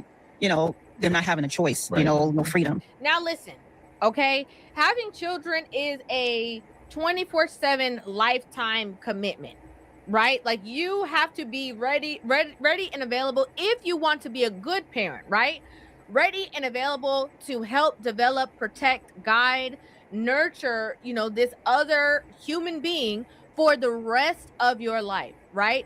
And so I do believe, in my personal opinion, that it's something that you have to be 100% sure of. I gotta throw this out there, Riva. I don't know if you have any kids, but if you want them, my email address is GameChanger00100@gmail.com. No turkey basters allowed. About you can't even be 80% sure or even 98. Like you need to be 100% sure that that is exactly what it is that you want to do if you're going to embark on said journey. But the fact that she was kind of like talking about babysitters and talking about people struggling was very strange to me, being the fact that she has amassed all of this, you know, wealth in her career sense. And she would not be enduring any of those said struggles that she's actually kind of like tying it to. So when you're younger, that's the choice. Those are the words you make. Those are the choices you make. Right. I don't want any kids. But then when you get older, you start to see how valuable their teenage are to them. Their kids are to them. Now I have to say this, okay? Valuable in what sense would have been my follow-up question, okay? I'm be honest, she's coming off as a lazy bitch. Mary J. Blige, you're coming off as a lazy bitch. I mean, because what you're saying is you didn't want kids because of the work involved in dealing with infants. But now that the kids are teenagers and they're far less maintenance, it's like, oh, I want kids. So you didn't want to change diapers, but you did want, like, the company. You did want somebody that's grown and stuff like that. Like, you want kids just without any maintenance. That's what you're coming off as. Because a lot of times people have children for their own, I can't say selfish reasons, but sometimes their own selfish reasons, right? And so if you didn't want kids because of the lack of freedom and the lack of time or whatever, but now you're wanting them because you feel like somehow it would somehow benefit you more when they grow up and they get on their own, that's kind of like conflicting to me. Just like with everything else, if you're not a whole person, a child will not do that for you. It won't complete you. You will just now be disappointed that this other human being didn't fulfill the holes that were in you. Yeah. And now you've got a child that feels burdened by filling your holes. But it's very interesting because I gotta ask her daughters, what's it like to have a mother who denounces motherhood? I really do. Like, women who talk like that, like, having a kid ain't all that, that must feel like shit when it's your mother doing that. I really wish I could ask them that. See these successful women who are, screaming from the mountaintop that they're single, that they're happy, that they're doing their own thing, that they're child free. We always see them coming back, around and having the conversation, saying that they, kind of wish they went that route. It's the same thing that happened recently with Tracy Ellis Ross, where she sat down and was like, yeah, actually, I am lonely sometimes. Yeah, actually, I have thought about having kids, and not having them does make me feel a certain type of way. And as much as grief does surface for me around not having children and not having a partner, and I experience loneliness and all of it, and I want a partner. And I might not find one. Well, I don't know. Ironically, what I think is actually happening is that a lot of times we are, as a society, now pedestalizing selfishness from women, right? Yes. Not community based, not family driven, not, pushing women into the space of, being a wife or being a mother, but kind of like isolating them and saying like all these people are just taking your energy from you and you should just focusing on yourself. You don't have to be a mother. I love being silly. I love, you know what I mean? Like, I always say to people, like when it comes to dating, one of the things I'm like, you can't think that I'm going to be the prize on your arm and be that thing where in my life I get to fly like an eagle every day.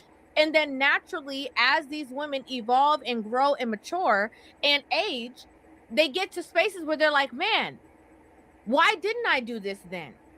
Man, why did I make these decisions and prioritize these other things when now I'm seeing the value of what I, didn't nurture, right? Of what I didn't pour myself into.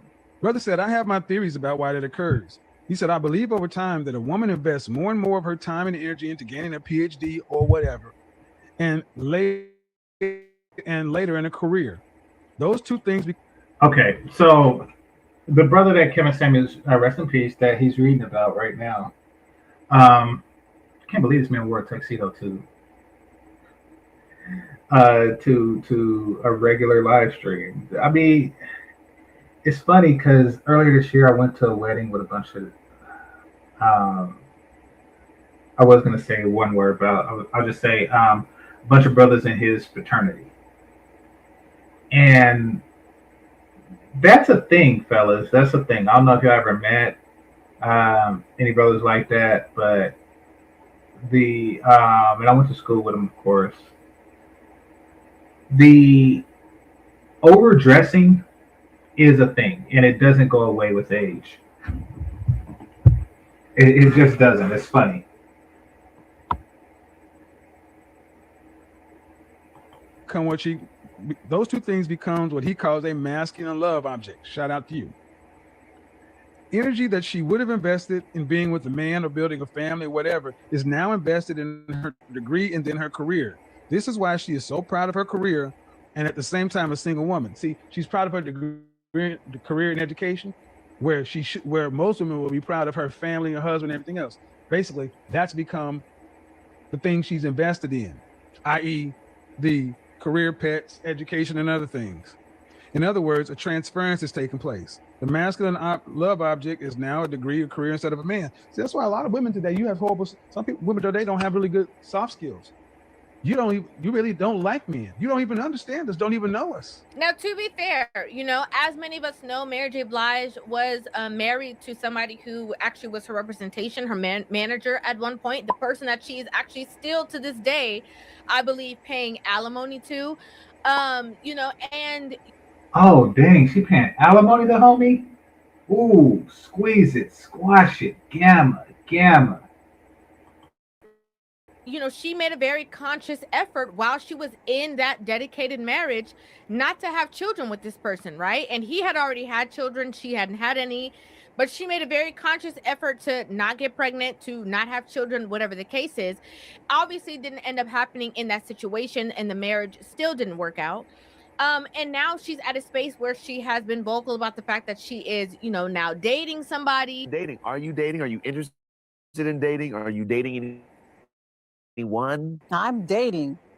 I'm not dating, but I have a mate. Do you go out on dates? Yes, we go out on dates. And now, when it's like, now that she's at this space in life where maybe she'll procreate with this person, now she's at an age and stage where sometimes, you know, bodily, you know, you're not able to now, you know, do these things that you could have easily done in the past, you know, at a younger. River, you don't have to go to that age or stage. You got my email address. No turkey basters allowed. Age when you were maybe more fertile or whatever the case is. And so there is this River got those little pokies. Kind of regret that ends up coming up with these women, and I think it's very important to talk about.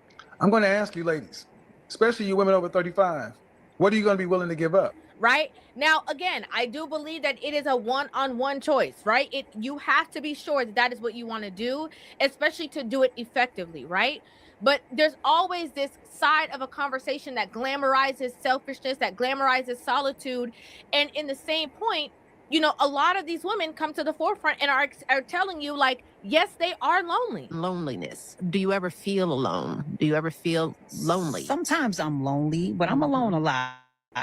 Another thing that came up in the conversation was a comment that Michelle Obama made, in which, you know, she talked about that as women, like, the goal is always to, you know, kind of like get picked, right? And to be chosen and to be in relationships, right? Well, there's just so much focus on for women finding a man, you know. Yeah, females. It's our dream, you know, to be rescued or to be chosen. Yeah, to be chosen. To be chosen. You know, and so we're always working on us, not for us, but to be chosen. And I have to say that however you're gonna get there, you got to get there. Okay, if you work on yourself to be the best version of yourself to get chosen, at least you worked on yourself to be the best version of yourself. I think that sometimes, especially where we are right now in society, it's very much a space of, oh, well, you don't got to do all this stuff to get a man, and why should you have that as a focal point, when that has made you know, women do things or change things about themselves in a positive light that in otherwise they maybe would not have. Damn, talk that talk. She be killing it. She got her post on Society.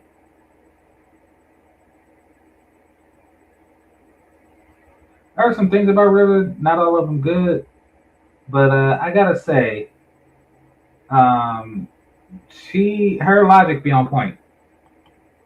And that's why I say, if you're getting to the destination, it's great that you're at least getting there. Pushing up against a societal norm and a cultural and a patriarchal and misogynistic norm. The thing that defines your value as a woman. Yeah. Who wants you? Yeah. Oh, damn. And I won't subscribe to it. I don't. Men are not selecting Tracy Ellis Ross's. not for marriage. You know, and I'm not going to make that mean something about me. And a lot of times we're trying to erase the men out the picture, the family structure out the picture. We're trying to take everything away from the conversation to kind of like, say, well, just focus on you and just do you. But when women are just focusing on themselves and just doing them for them, I have to say it, and I'm just being completely honest, a lot of times it brings out a lot of selfishness. And that's the ultimate point. The longer you're by yourself, the less likely you can are a good fit for anybody else. A lot of self-centered energy, a lot of hold all you can and can't nobody get none. But when women are thinking outwardly, when they are thinking for somebody other than themselves, it creates empathy. It creates that nurturing kind of like caring situation. And so I believe there has to be a balance of the two. Yes, not forgetting yourself in who you are in solitude, but yes, also not neglecting or negating the fact that you do need other people outside of yourself to also help you bring out the best of yourself, right? And so it's very interesting. Don't get me wrong, like I'm a caretaker and I'm going to cook for you and all those kinds of things. They're not because you expect it, not because you want it. Because in this era of boss chick, of we could do better by ourselves, that we don't need no man, we don't need no kids, we don't need nobody. A lot of these women who lived in...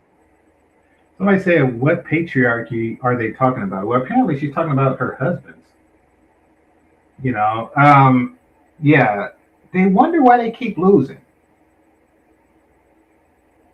They want men to be rah-rah matriarchy while they talk bad about the patriarchy. It's like, why do you expect men to support a female-led society when females openly disrespect a male-led society? Freaking weirdos.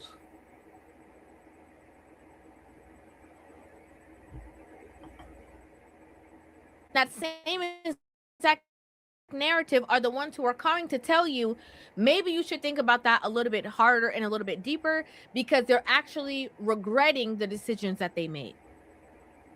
Very reminiscent to the same things that Kevin Samuels has said. I bring it up all the time because when he said it, he was on point, and it's almost like these women are coming back around to prove that what he said actually rang true. And as much as grief does surface for me around not having children and not having a partner. So when you're younger, that's the choice. Those are the words you make. Those are the choices you make. I don't want any kids.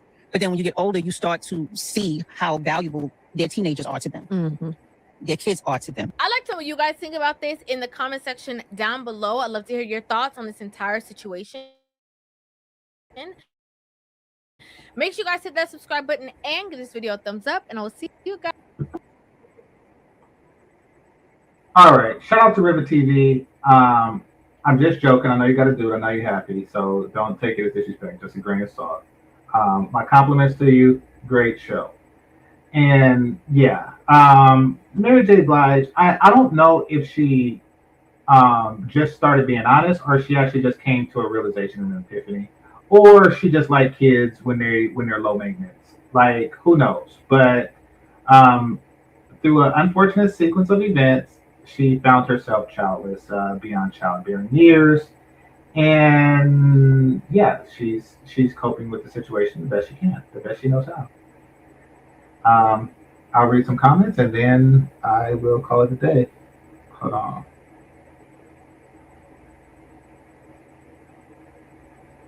I understand not pushing. Here, one second.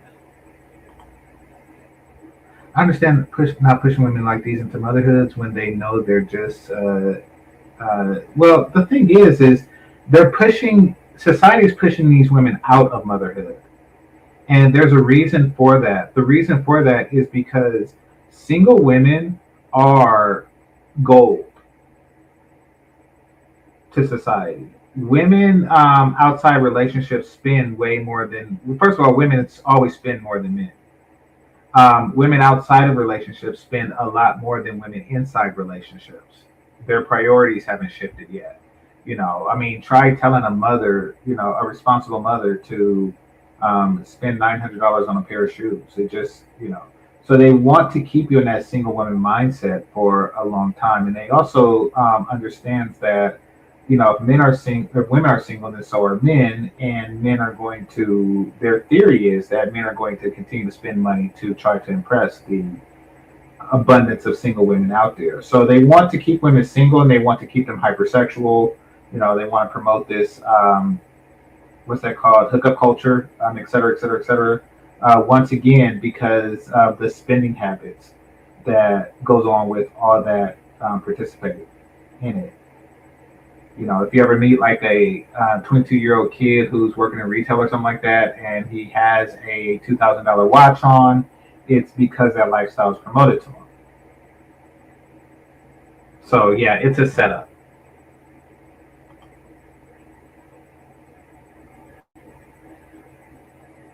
Kevin was wrong about dressing apart. Young, attractive women don't care about men's suits. Well, I used to say that to him directly, but I mean, the success of his show says otherwise. Like, I mean, that shut me up.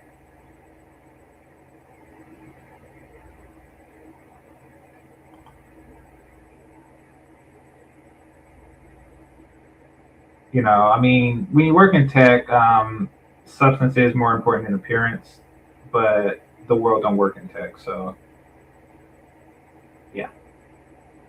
Which I've come to realize. All right, good point. Good point. Let's see. Her dancing on stage is lazy. I forget. I don't remember her ever dancing on stage.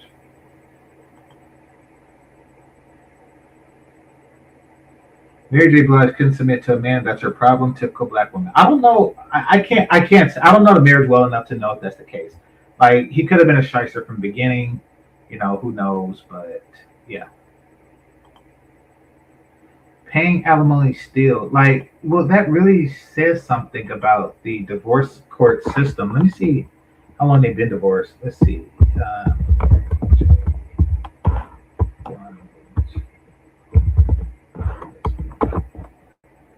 All right, let's see. They were wed in December 03, and but Blige filed for divorce in July 2016. Okay, so this isn't a short marriage. So I can't call homie a shyster at this point, because he could have pulled the plug, and for one, she pulled the plug. It says she filed for divorce. So it don't look like homie is a shyster. Yeah, 13 years. 2016. So he's been getting it for 10 years. Yeah, that's a long ass time. The court system is fucked up.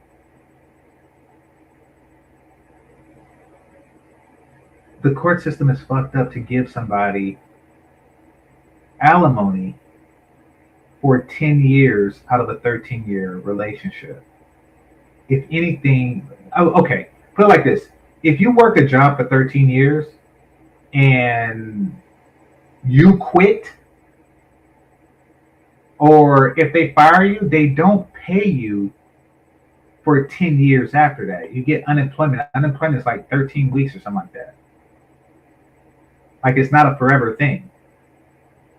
So yeah, I disagree with that. I'm glad that a woman is experiencing it as opposed to a man, especially because she incited the divorce. There is a satisfaction of, you decided to divorce a guy who stayed with you. Now, keep in mind that I'm looking at it, it says, but Blige filed for divorce in 2016, citing irreconcilable differences. That's nothing. That's just like, I want a divorce. It's irreconcilable. Dang, she paying husband $30K a month in spousal support. Oh, dang. So homie is childless, getting connected in the industry, getting $30K a month. Oh, he got it. He got it. It's not like he hit the wall. He could still go out and have a bunch of kids on your dime right now. He probably did. And as long as he don't get remarried, yeah.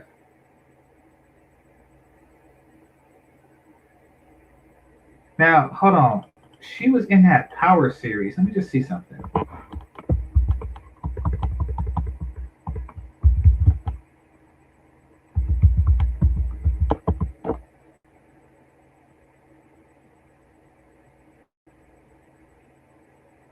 Okay, so it ran for 4 seasons. I'm wondering if, because as I understand her career, she was a hit in the 90s, maybe even early 2000s. And then she kind of like disappeared for a couple of decades. If she had any songs that were like not iconic or anything like that. So she disappeared for a long time. And then we just kind of seen her again playing the mother of adult kids in Power. And I'm wondering if that had something to do with it. Like, but it doesn't look like it because Power began in 2020, and she divorced in 2018, and she filed in 2016. So I don't think that had anything to do with it. Let's see. Mary J. Blige later channeled her personal experience and emotional healing from turbulent relationships into her music. Notably her album Strength of a Woman. Okay, so yeah, you basically divorced homie for album sales. Yeah. And you paid more in alimony than you did in your album talking about Strength of a Woman. Because you realize that nobody really cares when you're an old bitch.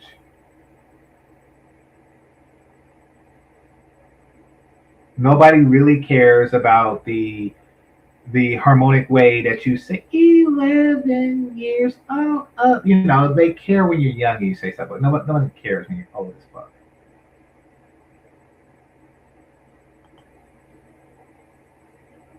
All right. It's a self-fulfilling prophecy. Then they go into being target practice for younger dudes. Okay. Don't know what that's about. Oh, yeah, I see Sean. All right. Is there way more pressure on men to find? There is way more pressure on men to find women. Absolutely, absolutely. Nobody in real life will shame a woman for being single. Never heard it once. Well, they don't do that anymore. And it's the funny thing is that the women, the same women, the women who are in their 80s now, who used to shame women for being single, like these are the women who shame their daughters for being single but refuse to shame their granddaughters for being single. Or women who shame their granddaughters for being single but refuse to shame their great granddaughters for being single. That shows how much time has changed because single shaming is wrong when it applies to women. But it's perfectly natural to do that on men. And that's because listen, the reason why people stop single shaming women is because you might pressure them into making a bad decision. You don't want to single shame your daughter because then, you know, she'll get sick of being single and she'll go into the dating market with a sense of desperation. And in that desperation, she'll wind up with a real true PIMP. And because you don't want your daughter with a real true PIMP, you try not to shame her into that course of action. However, you don't realize that you shame your sons into getting with a real true 304.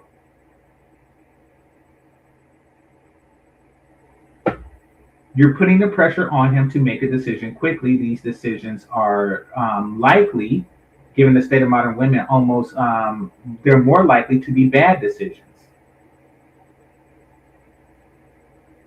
And then when he's paying alimony, he's paying child support, et cetera, et cetera, et cetera. Yeah.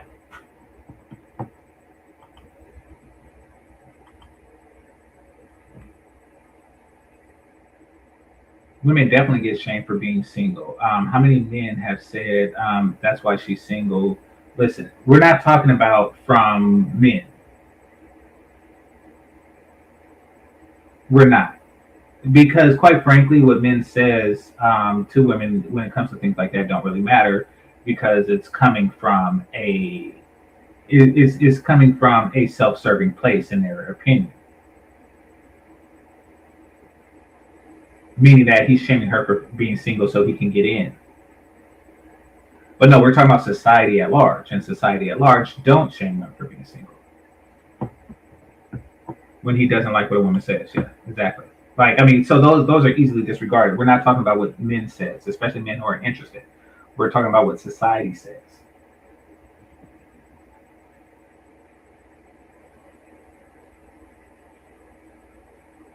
The success of his show was from old women. No.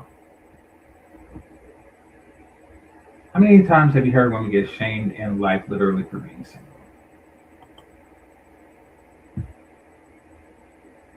And that's a bad point. That's different from what I said. Nobody shames women for being single by choice.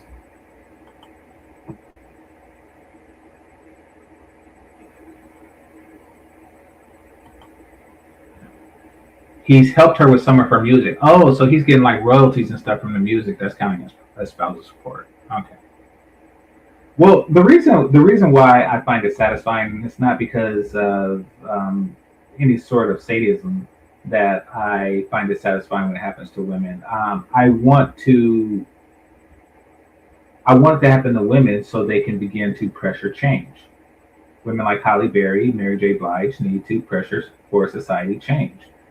China just came out with a policy like you don't get shit more than you came in with.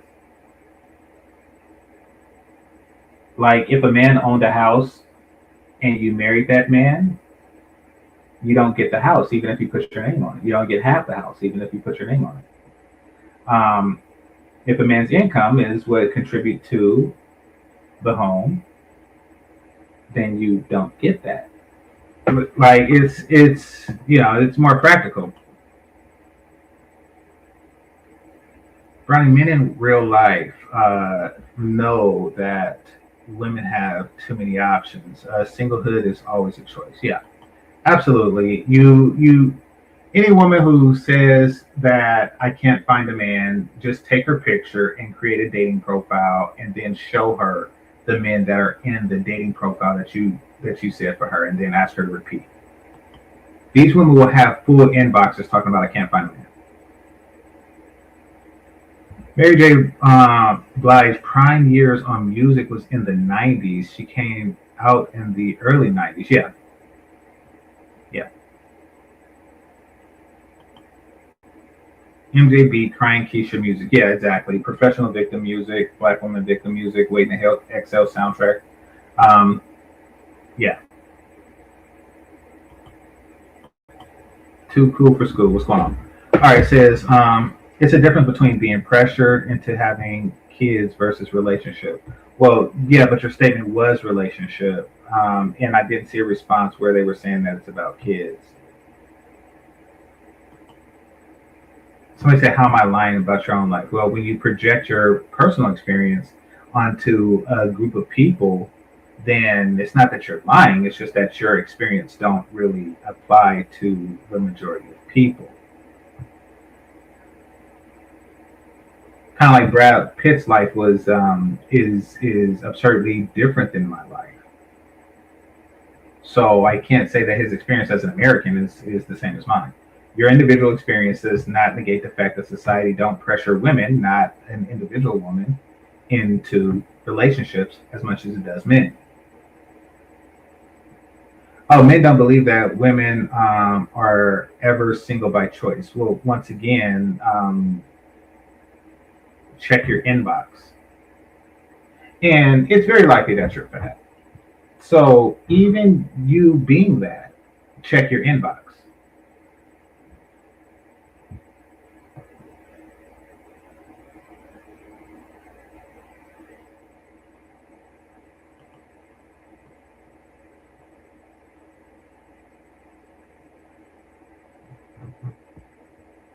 better her knowing about herself, having and before having and neglecting small kids. Okay, here's the thing.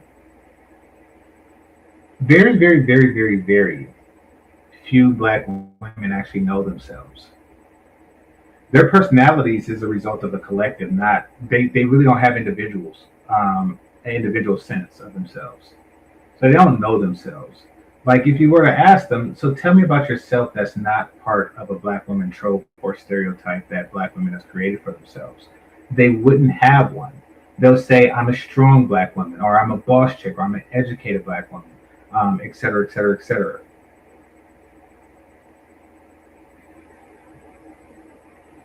They always fall into an existing trope of behavior. When you say men are pressured more, I'm assuming you're talking about more about the family. When are you giving me grandkids? That's at family functions. Yes, that's exactly what we're talking about. In fact, the same relative the same, grandmother or great grandmother or whatnot, that would tell her son, when are you going to give me grandbabies? Is the same one that will tell their granddaughters that I wish I had been independent, which is kind of like what Michelle Obama is doing.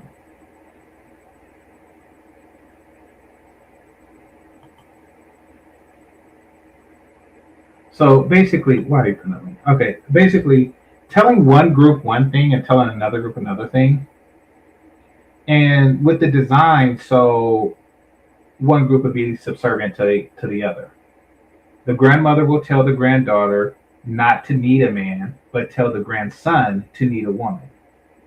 Therefore, if men continue to need women and women don't need men, then that puts women in a power position, meaning that she's setting her grandson, in this instance, up for failure.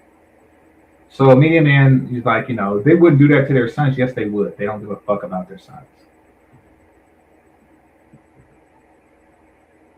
Listen, any woman who seeks to destroy a patriarchy don't give a shit about her son. I repeat, any woman who wants to destroy a patriarchy does not give a shit about her son.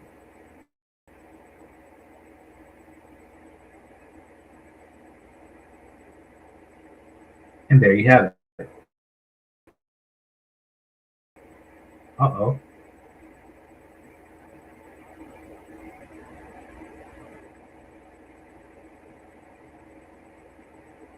Should I? No, I'm not going to do that.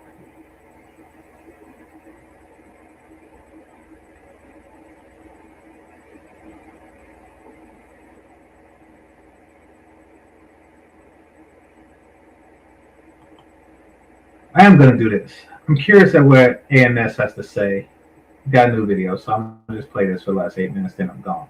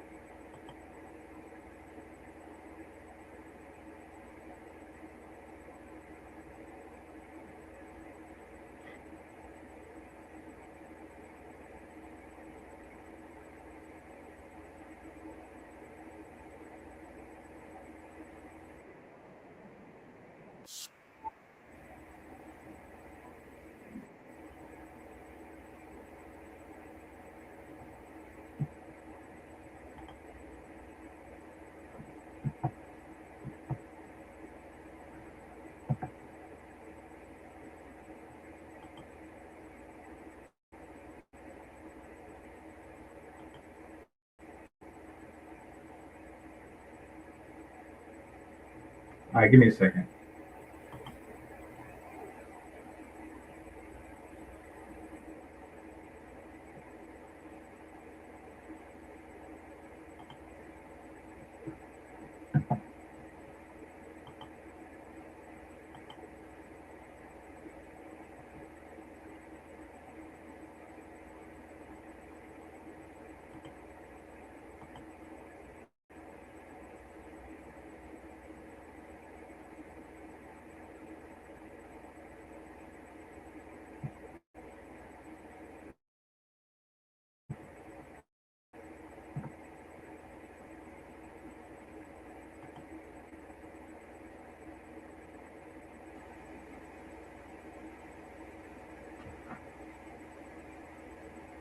Somebody said, if there's no patriarchy, what do the boys have? Okay.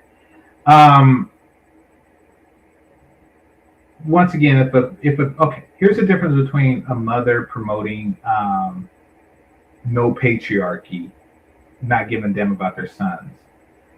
See, patriarchy works to benefit all that it leads.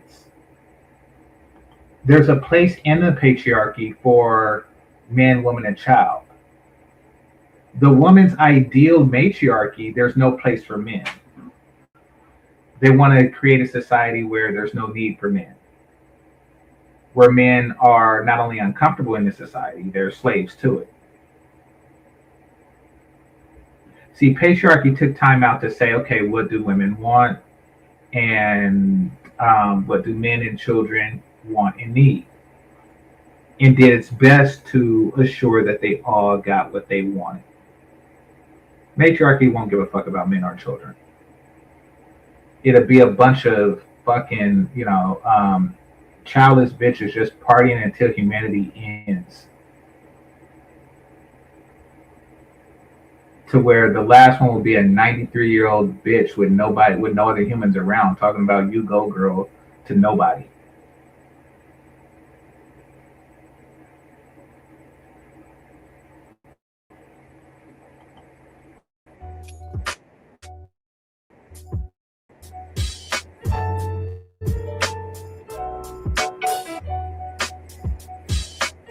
Today to talk about the biggest lie ever told in the dating game, confidence. Now, it's a couple of reasons why dating coaches like to use confidence. And it's simply this, guys. It's a fallback position, so they take none of the blame if their advice don't work, which is 90% of the time. So it's like, hey, coach, I read your book. I did what you told me to do. And okay, this is true. This is true. I don't know if this is the biggest lie, but that is a lie that they say. And, you hear about the guy. Listen, guys in the chat room of these dating coaches, they all are looking for quick fixes. And they looking for this linear relationship, like, oh, as long as I'm confident, I'll get the bitches. And really the only people that believe that are you. The dating coaches, they don't believe that. That's why they're not getting the results that they're looking for. Maybe they, will get results if they play the numbers game. Maybe not, but this whole confidence thing, it's not working. However, you guys, and I had somebody on my show who spoke like this, is like, these guys must be getting women because look at how confident they are with no evidence, et cetera, et cetera, et cetera. They need to believe that there is an easily accessible trait or quality that they don't have, that once they do have, they'll get all the bitches. And it's not like this trait or quality is muscles or money or anything like that. No, it's something that is easier to get than gym results, which is, oh, I just got to believe in myself. It's like the glow. I used to think that if I was confident,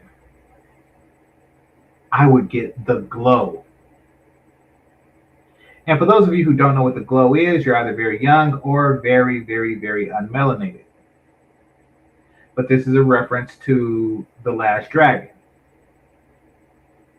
If you don't know, look it up. Sure enough. You see, it wasn't confidence that gave him the glow. It was all the shit from the beginning of the movie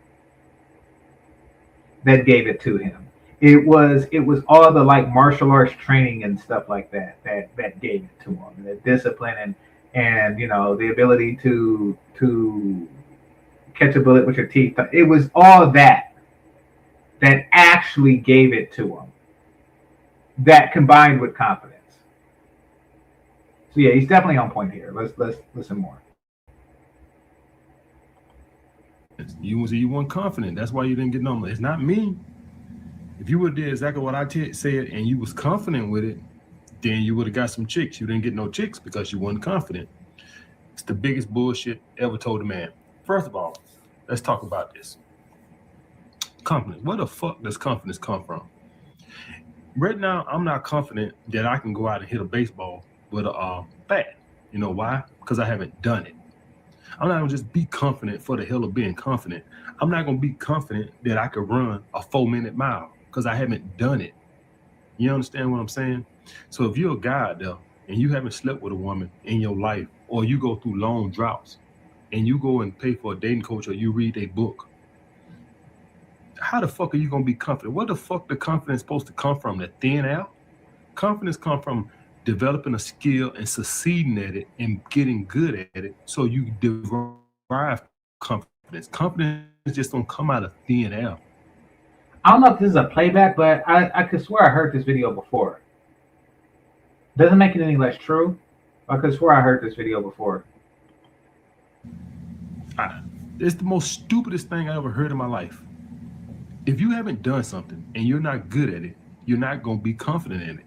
Confidence comes from doing something, getting good at it and efficient at it, and you get confident at it. LeBron James is going to be confident in basketball because why? Because he's made an all-star almost every year he's been in the league. He's considered the best player on the planet. Of course he's going to be confident. But the guy who's barely making the league, his confidence is going to wane from time to time. Why? He's not as good. So understand, I made this video, guys, just to make you understand that why dating coaches use the lie confidence. Confidence is a complete bullshit. What you need is self-improvement. And that's what separates me from 99.9% of other dating coaches out there. Here, I'm going to look at a recent video because I think I've seen this before and I don't want to, do it again. I'm going to look at a recent video. This one is 3 days ago. So I'm going to see like if it's, okay, this one's 7 hours.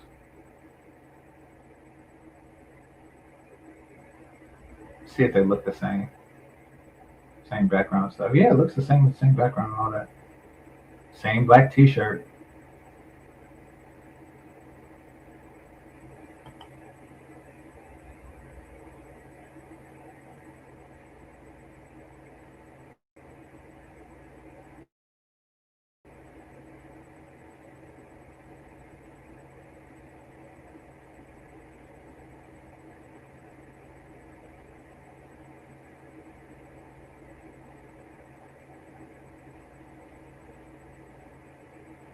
All right, YouTube's tripping, so I'm just going to call it a day. All right, I want to thank everybody that participated. Make sure you hit that like button on your way out. This is GameChanger 00100. Game over. Peace.